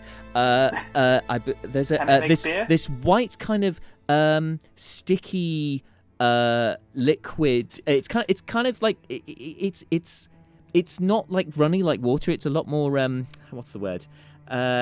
It's thicker. It's thicker. And it congeals quite quickly. I think it's called mayonnaise. Doesn't sound like a liquid. No. That's a strange addition to a jar that only makes liquids. I know. I thought it was odd too. But that makes it more interesting, don't you think? If we can make beer, you're about to become Brucon's best friend when we find him. Well, there's only one way to find out. I suppose I can try. Let's hope it doesn't make any poisons or acids, though, by accident, and then I end up poisoning somebody who thinks it's beer. I'm sorry, you can make poison and acid? What's this alchemy jug? Well, I said I think possibly. I think it can make near any sort of liquid within reason, but I'd need to spend some time with it. Mother's never let me use it before because she's the chief alchemist. So yes, we should definitely find out all of this thing's capabilities and how much poison it can make in a day. And As long as no one has to drink mayonnaise, I think we'll be fine. Yeah, but we could eat it. Yes. Maybe. I don't know. I've never had it myself. Could be nice. Could be very bland. Who knows? Does your mother have anything else similar to this? We may be able to trade for information about a gem mine. Oh yeah. I mean, she could give us some. Oh. Well, well, she was making those potions for us, but I guess they're kind of ours anyway. But maybe, what about if could we maybe get some of the Svirfs or a friend of the Svirfs to deliver the potions? Because I know we've got to go back to Brucon, which is the wrong way to send the potion to Hilberg. So maybe we could get them to sort of be a courier service in exchange, maybe? I mean, I don't think that's quite worth a gem mine or a courier service. I mean... Well, you'd know more about gems than me, Seth. I mean, there was only, and I'm going to cast Minor Illusion, and I'm going to make a wall of gems, and for what it looked like back in the Basilisk then. I'm like, there was only about this much times about... I think it's only 5 foot, the Minor Illusion. Yeah, you're right. So I think it's, yeah. There was only about 5 times this much on one of the walls, so I'm not really sure it was that much. Most of Svirfhaven stops what it's doing and goes, oh. And you get the attention of the elders. Orderly Svirfs comes and goes, what's this? What is this here? Adjusts his very large glasses. Is this just some kind of trick, sir, or are you proposing something? Oh, no, this is just the illusion of the gem mine that we found, and I'm going to hold up the map that has the location of it tracked on it that we found. There's only about 5 times this much on one of the walls, so it wasn't too much, but we were just discussing a trade for it. Well, I believe Elder Svirf has already said that whatever you want here is yours. Was there anything in particular that you were after, sir? If there's anything of a magical variety, like the alchemy jug that Breena's mother has given to her. Let me check the itinerary. Bear with me. He brings back a vast tome, almost as big as himself, and poof, drops it down onto the stone slab and starts thumbing through the pages. Well, the big problem was we were meant to have a lot more inventory than we currently do after some trades that went wrong. Speaking of which, we still haven't seen Barter Svirf. I don't think he's returned. No, did he die? Did he pass? I don't know. There was so much confusion. Maybe he was already off on a mission. A trading assignment. I'm not sure. Well, there is one thing. I don't think Mulsmurf Jr. is going to be too happy about it. But we could we could offer you his father's enchanted pickaxe.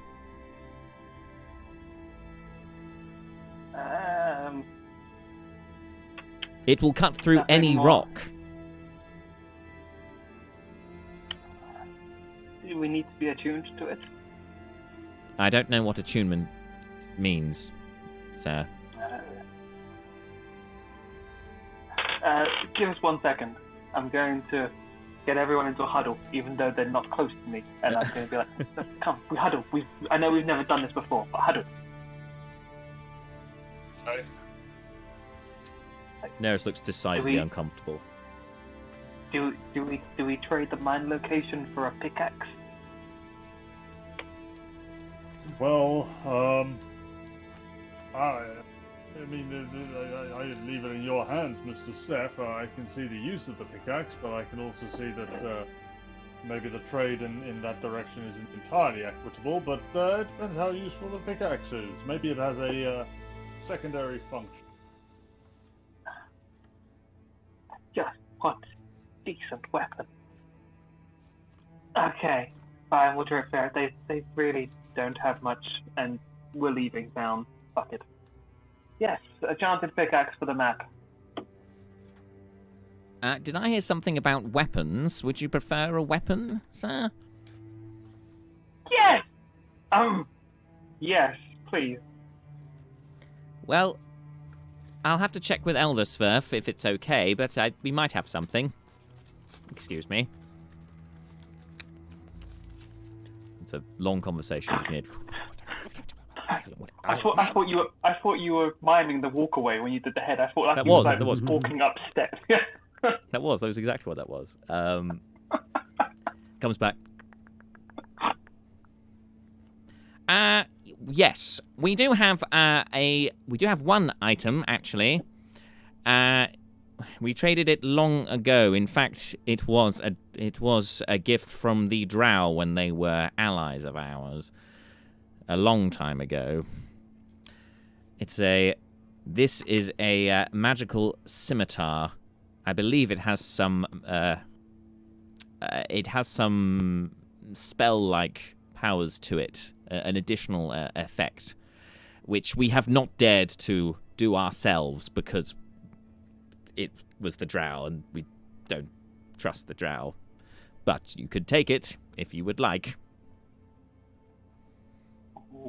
Can I take the thing? Does it look like a very bad scimitar, like a normal sword? It looks so. It's in a similar design to the dagger that you picked up. So kind of there is a crudish nature to it, black iron. But this seems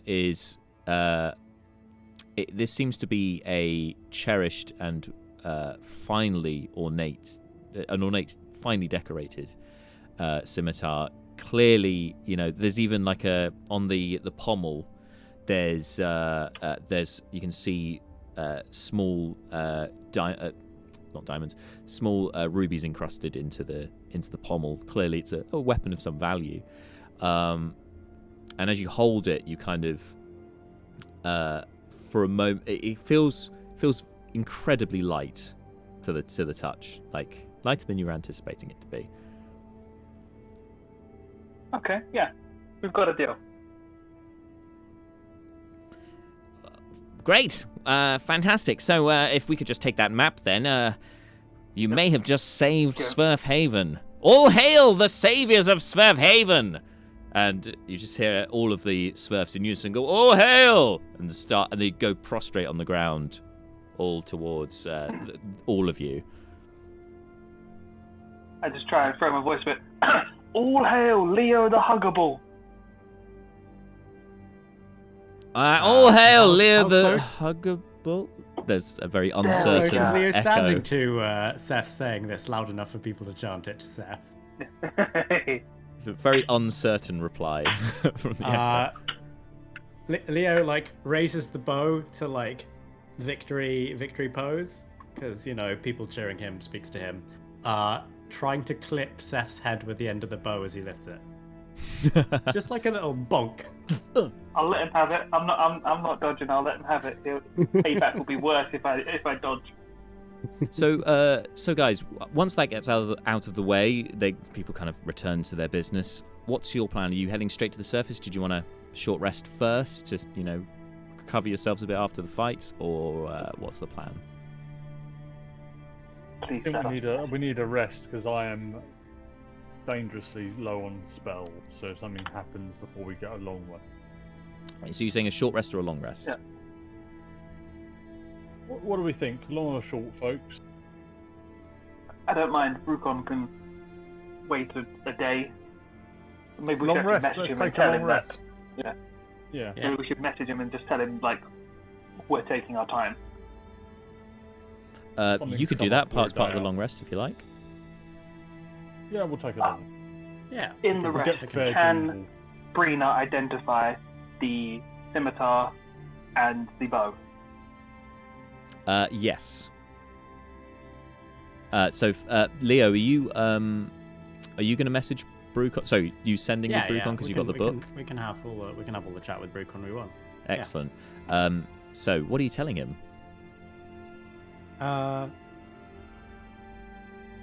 Got a bit waylaid on the way to you.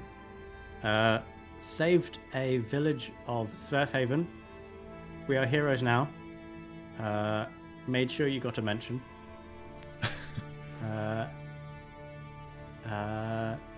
TTYL. Oh, well, that's I'm very pleased to hear that. Good, excellent work. The Greenblade, the ranger, has arrived here. Said there were too many eyes on the road. He can wait here, I guess. Thank you. We will avoid the road, I guess. Oh, it's not actually a road, the food? but the trail to the Eyrie is being watched, he said. So, just be vigilant and safe. Will do. I have a bow now. Dear God. I think we could leave it at that. Yeah. He's just checking, baffled. Do I have proficiency with any kind of bow? Good. I believe short bow's a simple weapon, so I think you'll be fine with that. Ah, handy. I will investigate to be certain. But yes, Breena can identify the item, one of the items over the long rest. Unless she uses the identify spell, but then it's not really long resting, is it? But you can identify one as part of the using an hour, can't you? It's only 10 minutes. Or if we're long resting, she could just use the spell. Yeah. All right. Fine. Yes. So she identifies the bow is a binding bow, which which I believe Marshall, if you search on D&D Beyond, it should come up. It's either called binding bow or bow of binding. It's a custom one I made. Binding bow exists. Tis a thing it's a homebrew I made. Ooh. I think the sword is also a homebrew I made. Let me double check. Ooh.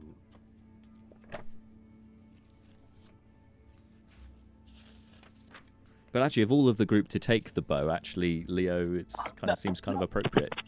Seems up your street. Concentration bow.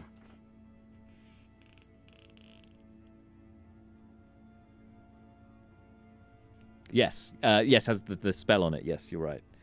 Not an attunement item, but the spell is a concentration spell. All right. Okay. Seth. The scimitar that you have picked up is a scimitar of speed. Oh, yes. It's an incredibly What does rare that mean? magic item. You are the best. Yeah. Tell me that when I give you what you want. Actually, I didn't even know you wanted that. We'd have never had a discussion about it. But it does require attunement. It's literally one of the top 2 items I wanted. It is pretty handy. Image can't. Pause can't do. Don't need to worry about that. Shatter. Okay. Okay. The other thing that takes your notice during the long rest, Beckett kind of hangs around with you guys, talking to his owl, which you gather is named Samwise. And also, what also takes your notice is, so Neris has been keeping herself to herself, away from most of you, as is her normal kind of angsty teenage wont. But she's been casting mending on herself because, she took quite a few blows and her outfit of smouldering got a bit ripped and cut by the Dryder attacks. And so while she's working on one section, Beckett kind of awkwardly waddles over, and he starts casting mending on her outfit as well. And she just stops and goes, "What are you doing?" So then immediately takes all of your attention. And it's an awkward, a very embarrassed Beckett. I was just trying to help because you were doing. I can do mending. It's a thing I do. Well, don't. Okay. Sorry. Seth, could I have my boots back now? Who are you? This is What? Beckett, the halfling, with the mechanical owl. I mean, we have no proof that they're your boots. I mean, we bought them from a trader on the road. She gave them to us for very reasonable. Look, if you give them back, I have certain skills that might be useful to you. I mean, I'm a tinkerer, really. I spend a lot of my time indoors, well, that's why I used subtle services to arrange the date. I don't really meet many people, so, I could, but if you need the services of an artificer, I'm your guy. What can you do? Well, I can enchant things, items with magic. I can. I built Samwise here. You can permanently enchant items. Yeah, and temporarily as well. What can you do permanently? Well, the boots and Samwise for now. If I enchant something else, though, then I think the boots won't be magical anymore because I can only do so many. So these boots aren't always magical. They weren't originally. They were the first sort of big discovery that I made about my ability to, infuse things with magic. No, the fact that they're not real.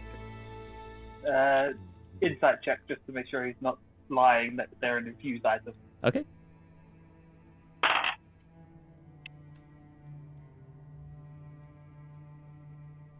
Why do I have nothing? 17.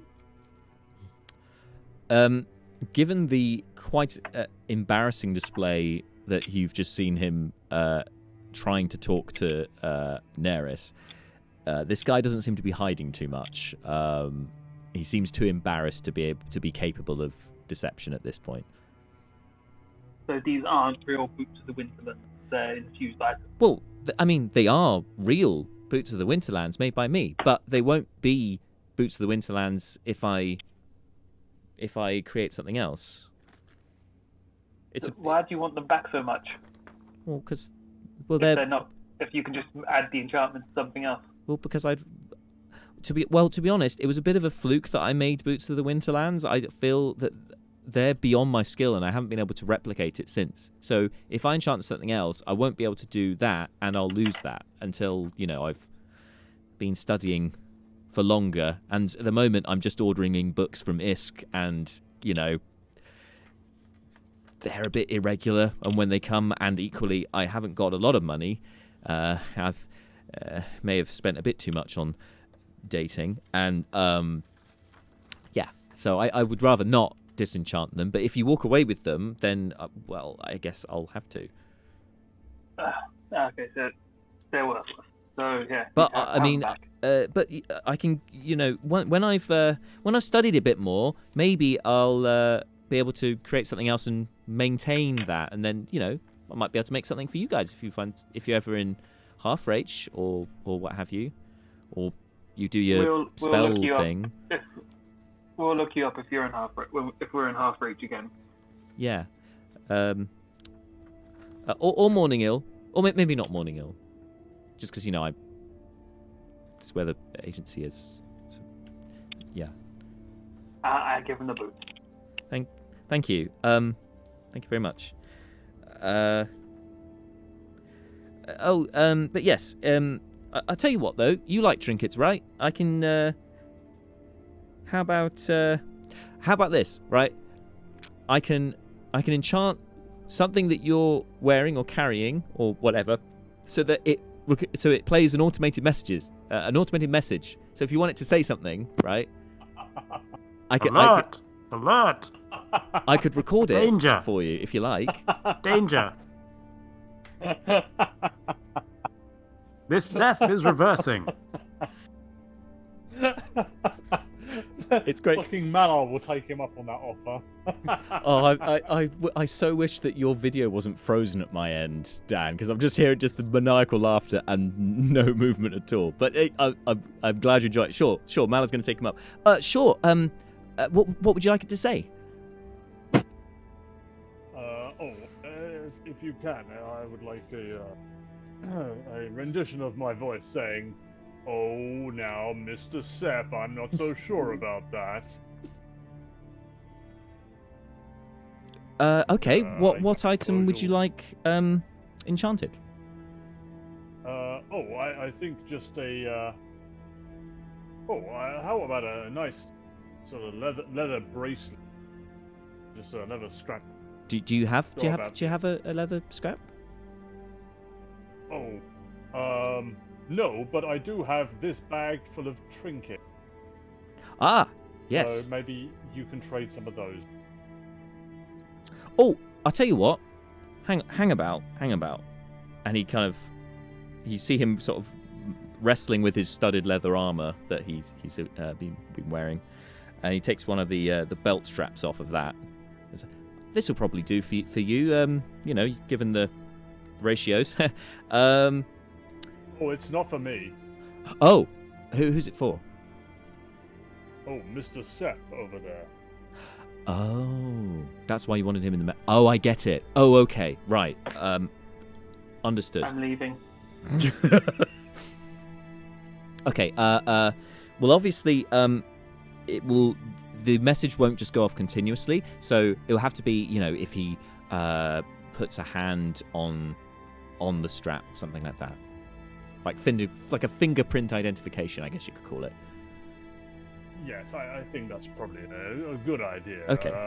And if you could emboss on there a little signature, if you will. It just says Houndsbane, and then on the other side, I would like to say, to Seth from Malar, always thinking about you.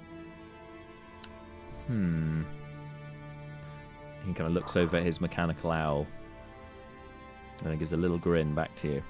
I think we might be able to do something about that, sure. Yeah, sounds good. Okay. Yep, leave it to me.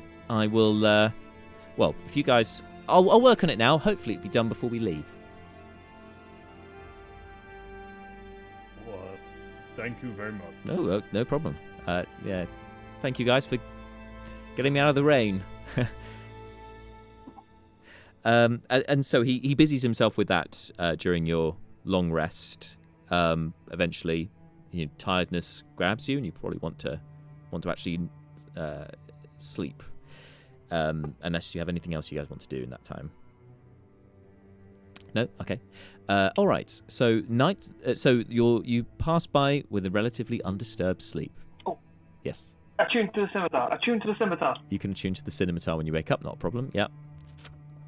But Seth, you are woken up in the night by the scimitar? No, it's a haunting vision at first, apparently from the voice, as you flickering back into your memory of the tentacles that appeared in the ground around you before being dispelled, before being counterspelled. But this time you're looking straight into it, and then suddenly you kind of feel your soul being sucked into the tentacles, and suddenly you're back underwater in the darkness, and see more of these tentacles, only they're 10 times the size, writhing around in the depths. And you hear your patron's voice just calling your name. Svirf. Svirf. And then you're woken up by Beckett, who's very quietly shaking your shoulder and going, Svirf, Svirf, Svirf. What? Well, I thought I'd do you a favour as well, because you gave me the boots back, and also because there seems to be a bit of a pranking thing going on, which I think is great. Malar has a gift for you, and I thought that you could give a gift to Malar, because another thing that I can do, right, is I can enchant an item to give off either a non-verbal sound or an odour. And I mean, the man farts constantly. I didn't know he'd noticed the smell. Well, maybe you could get something that smells of roses, or something nice to cover up the, flatulence. Oh, that would be great, actually. That would save us all. I mean, the cost of nose plugs that we've gone through in the last month, it's insane. Okay, well, I don't know what the sleeping arrangement is, but Malar would probably fart. I forgot during with the whole flying Malar moment, but exemplary again with this interchange. So Malar, have inspiration. You should have had it earlier. Have it. Take it and run with it. All right. Just to note that the smell can only be perceived for a short distance, so it's probably better if you get him to wear it. If you've got, like, I don't know, a necklace or a bracelet or a ring or something, just any sort of bit of clothing or whatever. How does it activate? Does it need to be, like, touched or? Oh yes. So you can either have it so it's voice active.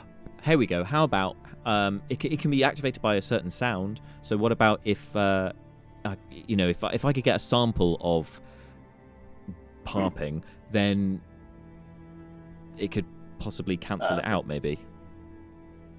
I think a good sound, just to make sure that it cancels out every time he does it, is if you have it set to that would definitely have it activate enough. So, okay, but you need to get Malar to say it, and then if I can sort of have the item with me when he says it, I should be able to then kind of record it, as it were. No problem. Just stand next to him and engaging him in a conversation. Okay, sure. I mean, I'm going to give him the bracelet in the morning, so yeah, I'll work it out. No, not a problem. He's asleep right now. Nothing can wake him up. I tried once. A trunk to the face is not fun. Yes, well, let sleeping loxodons lie, I think is probably a phrase people should use. Yeah. All right, well, leave it with me anyway. I'll see you in the morning? We're underground, so... But when everyone wakes up. Yeah. All right. Cool. So, after that, then yes, everyone, eventually, you, one by one, awaken, naturally. And yes, Malar, when Beckett awakes, first thing he does is make a beeline for you with the bracelet. And one hand in his pocket. Here's the bracelet, Malar, like you asked for, and I got Samwise to use his beak to help with the embossing. So I think it's what you said. It might be slightly, but it's as good as I could do anyway. Oh, that's delightful. Thank you very much. I greatly appreciate it. I'm sorry, out of interest, what was it that you had told me to say originally? I don't quite remember. Good point.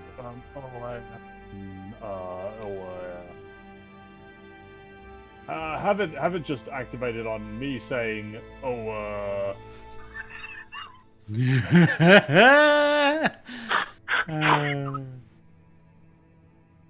Beautiful. No, I mean, Beautiful. oh, right, yes. Well, no. I was asking what was engraved on it, but I mean, I could have it so that it's because it was going to be activated on touch. But if you want it to be that's fine. We can do that. Oh well, no. I actually now thinking about it, touch would be fine. Yes, the engraving is, and I'll say Dogsbane and Svirf from Malar. Yeah. I'll always be. Oh, so what I've got is Houndsbane, Svirf, Love Malar. That's what I got. Well, love is a strong word, but I suppose is a. I mean, much like the 8, yes, that'll do. Thank you. Is that already in there? Have you already scrawled that in? Yes, but I mean, we could always, cross it out and put like or something instead. No, that'll. So it's only a mechanical owl, so he's not the most dexterous, shall we say? Oh, that'll be. Thank you very much. Here, have a trinket. Oh, thanks. Might use that in one of my next experiments. Thank you. And the bracelet for you. And thank you again. I'm going to see about having some of that mushroom, I think. Speak to you in a bit. And he immediately, excitedly, hurries over to Svirf. You even see him do this, Mal. Runs over to Svirf. Svirf, I have the item that you require with the voice activation. Thank you very much. There you go. Perfect. Thank you very much. What item? We didn't even decide what item it was, did we? No, we didn't. It's okay, it's a ring. That works Amazing. too. Wait. And Mala was giving Svirf a ring? Bracelet. Okay. Oh my god, if they were both you guys bracelets. exchanging rings. It'd be like a friendship bracelet thing, but it's not. It's a ring and a bracelet, so we've got. Yeah. Sorry about that. Disappointing. Sorry, everyone. I'll survive. So Svirf, you have a ring, and Malar, you have a bracelet. Let the chaos ensue. Beckett just, after giving the items, says "Bon appetit," and then just steps back. Sits down next to Neris. Neris looks awkwardly, not awkwardly, looks very annoyed about him sitting so close, and so he budges immediately away over and sit next to Breena instead. And Breena looks very happy to see him there. All right. I mean, I'll immediately, after Beckett has gotten out of eyeshot, I will immediately stomp over to Svirf and be like, "Now, Mr. Svirf, it's been an experience being around you, and I just want you to know that I'll always be watching." So I had this made, and I show him the bracelet. I only show him the side that says Houndsbane. Put it on his wrist and tie it off, and then I just give it a tap, and I'm hoping that it starts. Just know, Mr. Svirf, I'll always be watching, even when I'm not there. That's very kind of you. And I glance at my hat with an description from Fleeting, like, why is everyone watching me when they're not here? And I'm like, you know what, for such a lovely gift, here, have this. And I give him a ring. Oh, Mr. Svirf, now what's this? This is, oh goodness, this I'm not really one for jewelry, but as you say, ooh, A very fine smell of almost bottled, perfumed roses seems to emanate from this ring. Okay, so as I'm saying, Ooh, now, Mr. Seth, what is this? Oh goodness, have you put on aftershave today, Mr. Seth? That's quite a pungent odor. That's quite delightful. Good for you. Is there somebody here you're trying to impress? No, not at all.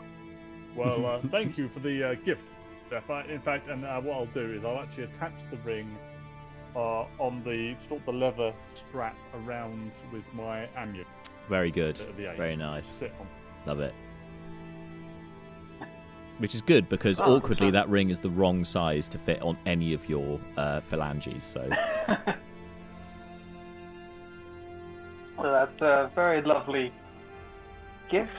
Now that we've exchanged ring and bracelet, we should make a move to Brucon before we forget about him. Agreed. A smile cracks across Neris's usually sullen features. You just hear her. Oh, are you guys best friends now? Isn't that cute? Let's go. I'll show you the way, guys, because getting up the slope can be a bit tricky, says Breena, very happy to lead the way. And as you guys are heading towards the exit, these Svirfs of Svirfhaven, led by Orderly Svirf in a conductor-like fashion, have them kind of form an arch to then sort of to start applauding you all as you start heading for the exit. And there's a few whoops and hollers as you leave Svirfhaven. Really a hero's welcome upon you leaving. Yeah. Can get used to this. So Breena leads the way up the escarpment, up the slope. It's a long way up. It can be a tricky climb, but she points out all of the handholds to make it a lot easier. So you guys, it's an athletics check to see how easily you climb up. You'll have advantage because she is assisting you climbing up.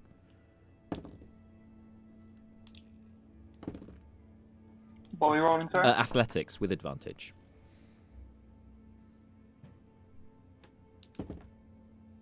Yeah. Ah, hell. I pulled a Marshall.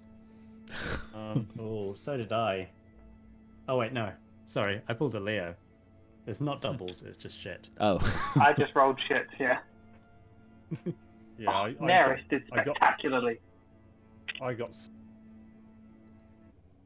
You got what, sorry?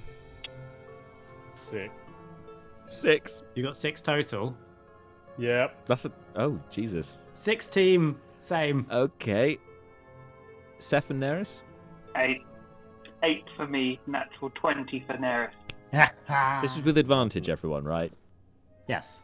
Yeah. I rolled a 2 and a What 6. is wrong with you guys? Yeah, it's because you used all your good rolls in 4. combat. That's what it is. Yeah. Rolled a 2 and a 4. We're rolling like attacking Drow. Well, I rolled spectacularly well. So Breena, Beckett, and Neris, the three most, but yeah, the three quietest of the group, all make their way up first ahead of the three of you.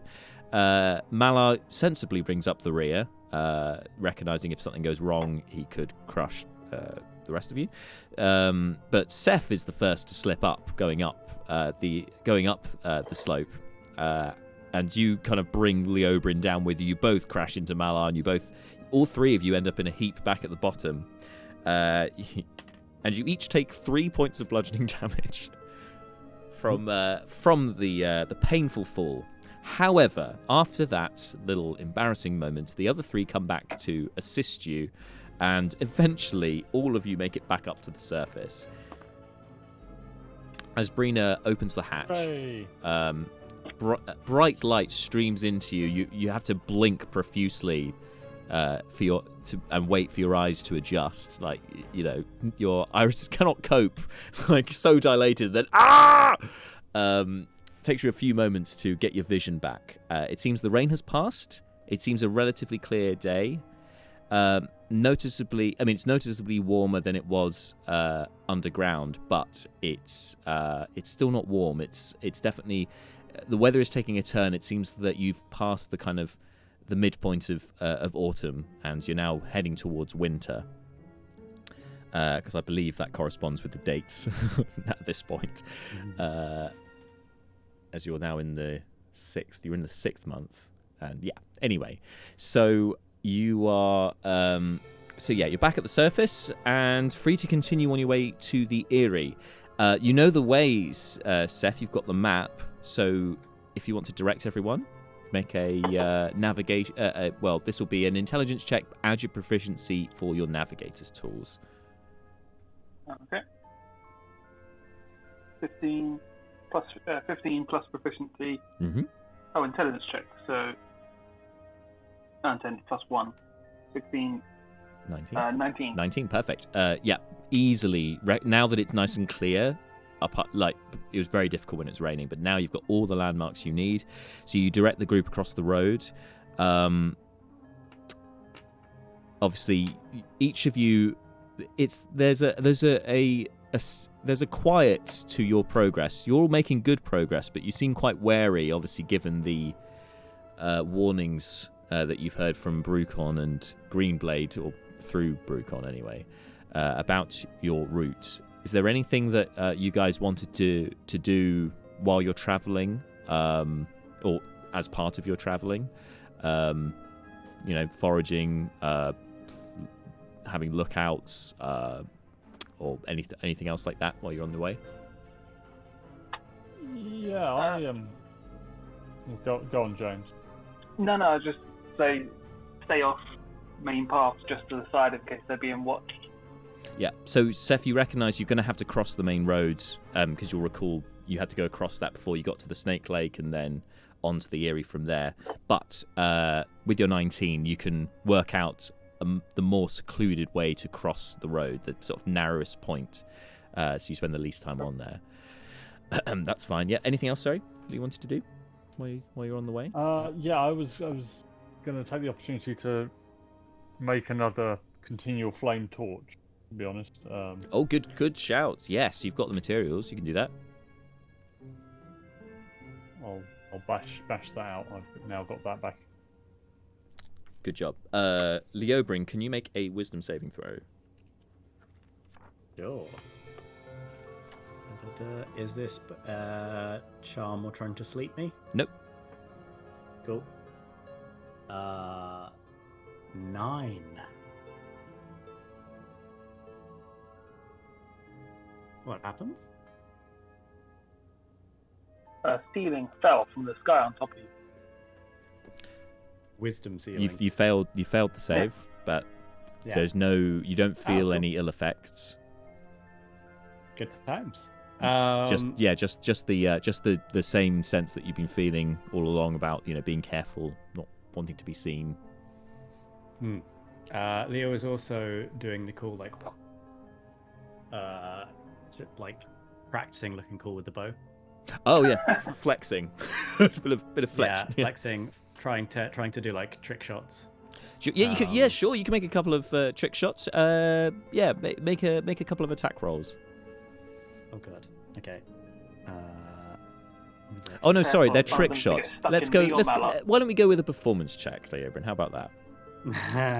Actually, no, it's not as good as actual shots. Oh. Okay. 2 performances. Well, guess who's not rolling above a 10 today? So that's an 8 and a 13. Okay, so your first trick shot of the day. It's been a while since you've held a bow, but your natural instincts kick in, and you pull it taut, ready to fire. As you go to fire, the arrow kind of the arrow slips off of your thumb, and then as you let go of it, it just goes straight into the ground. Swing and a miss. Second one, however, you get a bit more concentration on it, and it flies straight and true. Seems pretty impressive. Beckett has to duck out of the way because it's a bit of a low shot, but yeah, it looked pretty cool from where you were crouching. And if you had an apple on your head, I would have shot the apple. Okay, well, I think this is my stop, actually. I mean, I think I can take this road here back to Half-Reach, so, I'm not going to wherever you guys are going. Yeah, hopefully Mum won't be too worried about me. I mean, I did say I was on a date, but, 2 days, I mean, that's a long time.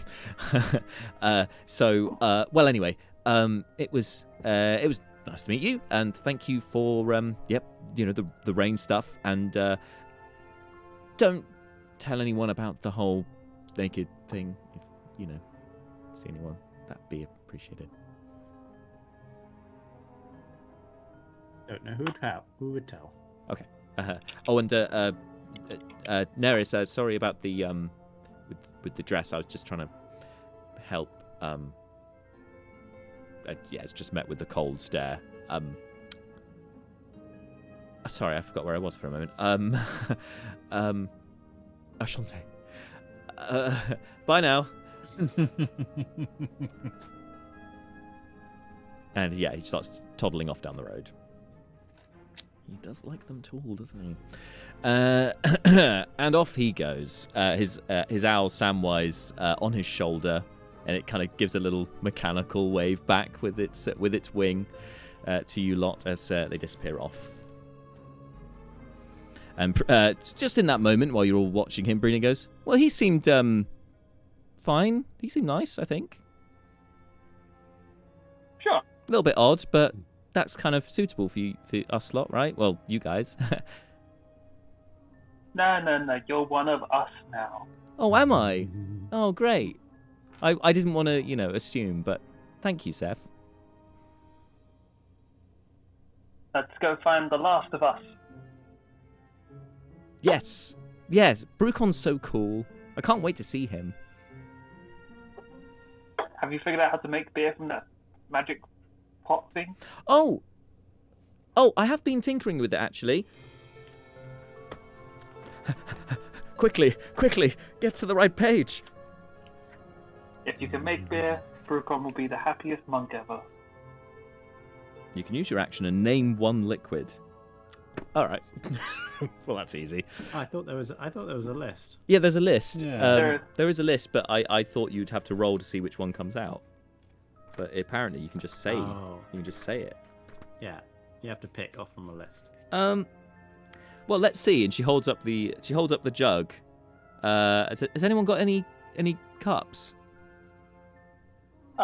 I'm gonna hold out my little vial and say, "Why don't you try acid?" And just be really careful.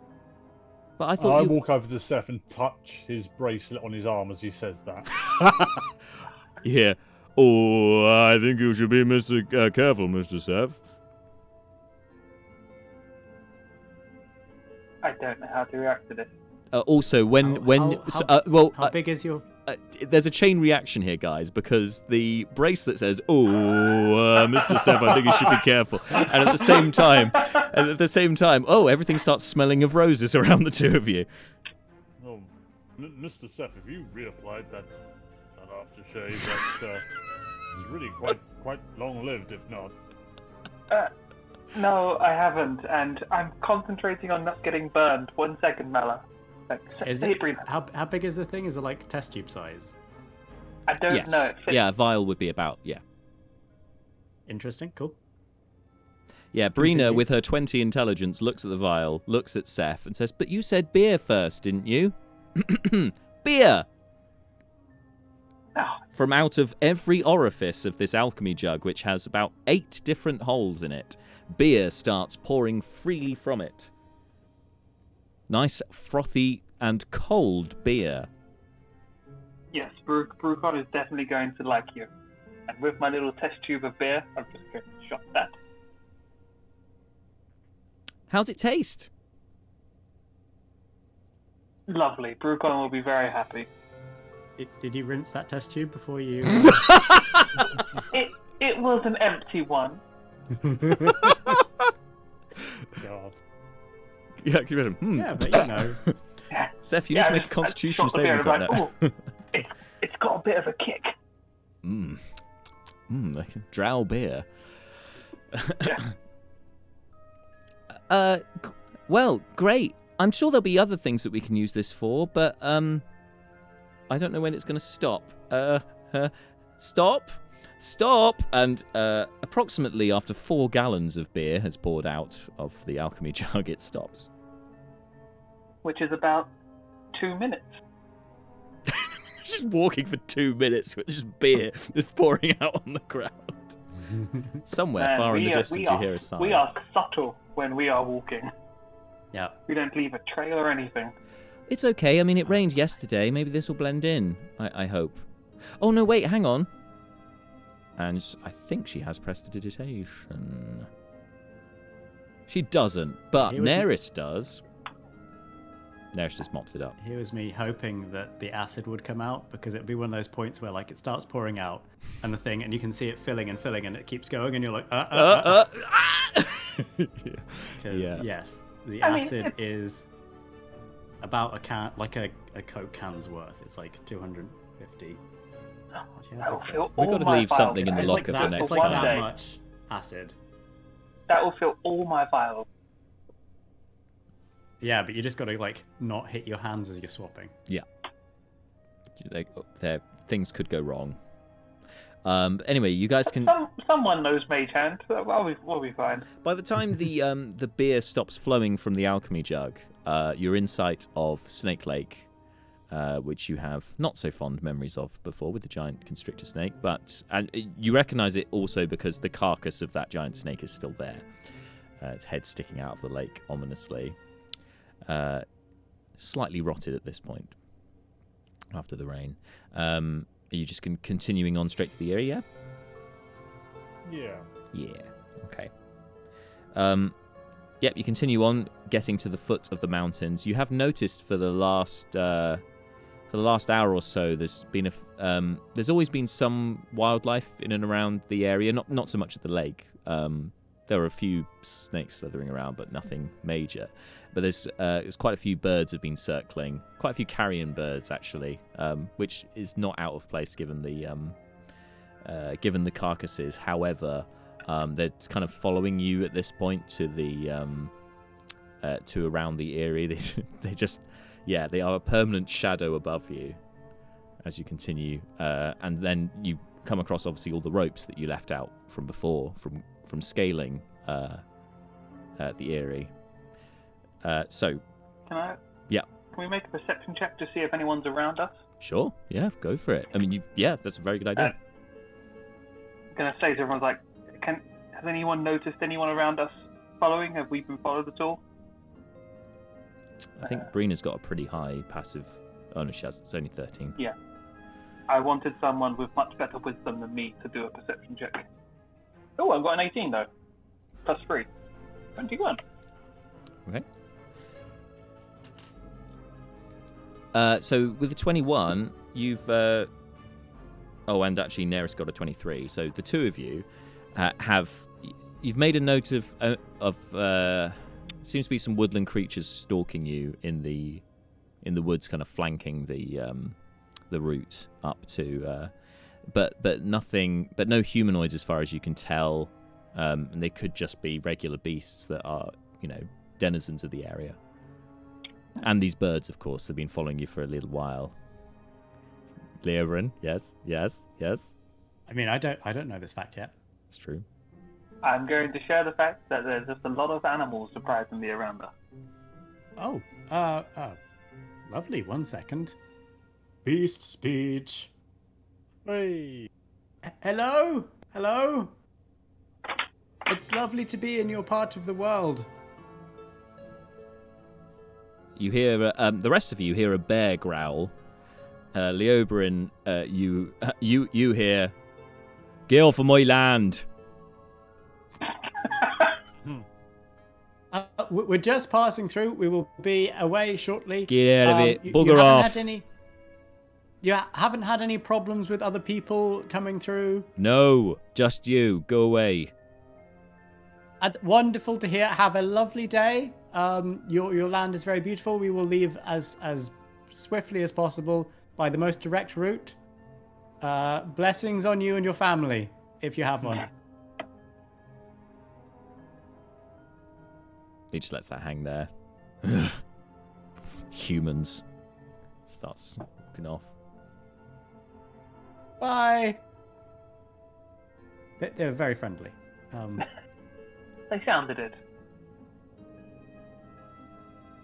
Leobrin, can you make a because you're using the beast speech, you make a persuasion check with advantage. Okay. I mean, it's not quite animal friendship, but Oh, hello. That is a 28. 28. All right. Holy shit. So yeah, after that awkward silence in here, humanoids. 26. 26. You then hear a second voice pop up. Again, the rest of you hear another bear. This time, there's a slightly higher pitched bear, possibly a cub.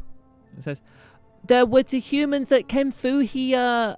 They've been around the area for a little while." Boy, thank you very much. what have I told you about talking to humans? But Dad, he seems nice. Don't listen to the humans. Come on, lads. Bye. I love talking. I love has that he talking told to him about humanoids. humans? Yeah. Yeah, I love that talking to humanoids is common enough that Dad is warning against it. Well, fraternizing with, but you would translate it as talking. Yeah, interacting with. I mean, you say that when we were kids, everyone got taught what to do in the event of catching on fire, or coming across a bear in the woods. Yeah. Don't talk to the bears. But we never did a lesson on talking to a bear. Don't talk to the bear bears. talks to you. Hey, I can safely say, as a child, I thought catching on fire was going to be a much more regular occurrence as an adult. They teach you stop, drop, and roll so much. I was like, how often do people catch on fire? These bears, everyone's saying, don't talk to humans. Just need that one human. Who knows? These bears may have talked to many a human. Perhaps there are druids in the area. There's a bear shit in the woods. No, but it warns its son about rogue humans. I mean, you can't trust the humans. We all know this. Yeah. All right. With that out of the way, I mean, Leobrin, take your inspiration. It's good fun.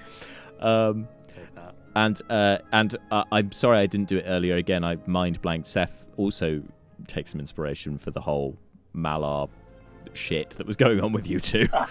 It's amazing. So you guys begin the climb back up to the Eyrie. The three of you plus Neris and Breena, hoping to expediently get back to Brucon and continue from there, probably talking to the Dragonborn about whatever's going on with that lot. I think at this point would be a good point to leave things for today. Nearly 9 o'clock, so this is good. It's good timing.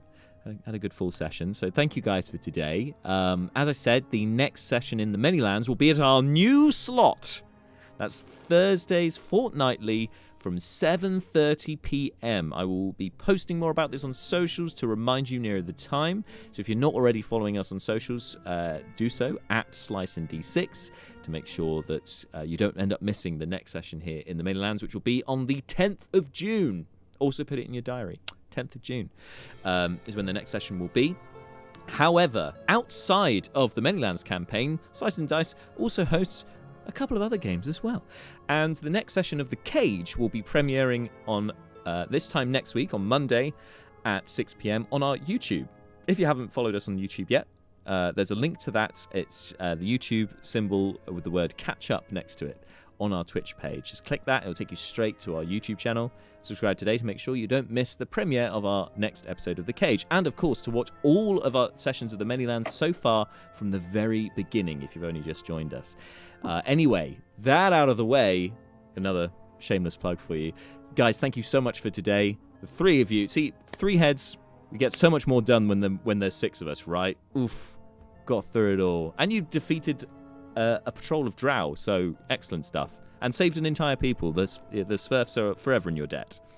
Quite a heroic session 70. Yeah. Good job, everyone. Pat on the back. Especially Seth for being a hero.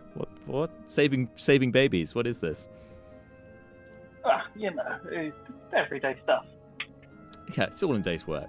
And you've got some cool things to take with you. And yeah, hopefully one of you's noted the costs of all the trinkets and stuff, because you can sell them at some point. But anyway, thank you so much again. Have a great couple of weeks, whatever you're up to. Look after each other and stay safe. This month, I believe, is it Mental Health Awareness Month? I think it might be. But you should be aware anyway. But if it's Mental Health Awareness Month, more so than ever, look after what's up here and everyone around you, and don't be afraid to speak out or to just reach out if you are struggling, because especially with people being isolated and stuff in lockdown, we all have a tough time sometimes, and so it's always good to know that you're not on your own, that you have people and others there to help lighten the load for you. So yeah, look after each other, stay safe, and we'll see you next time. Until then, good night. Bye. Bye. Bye.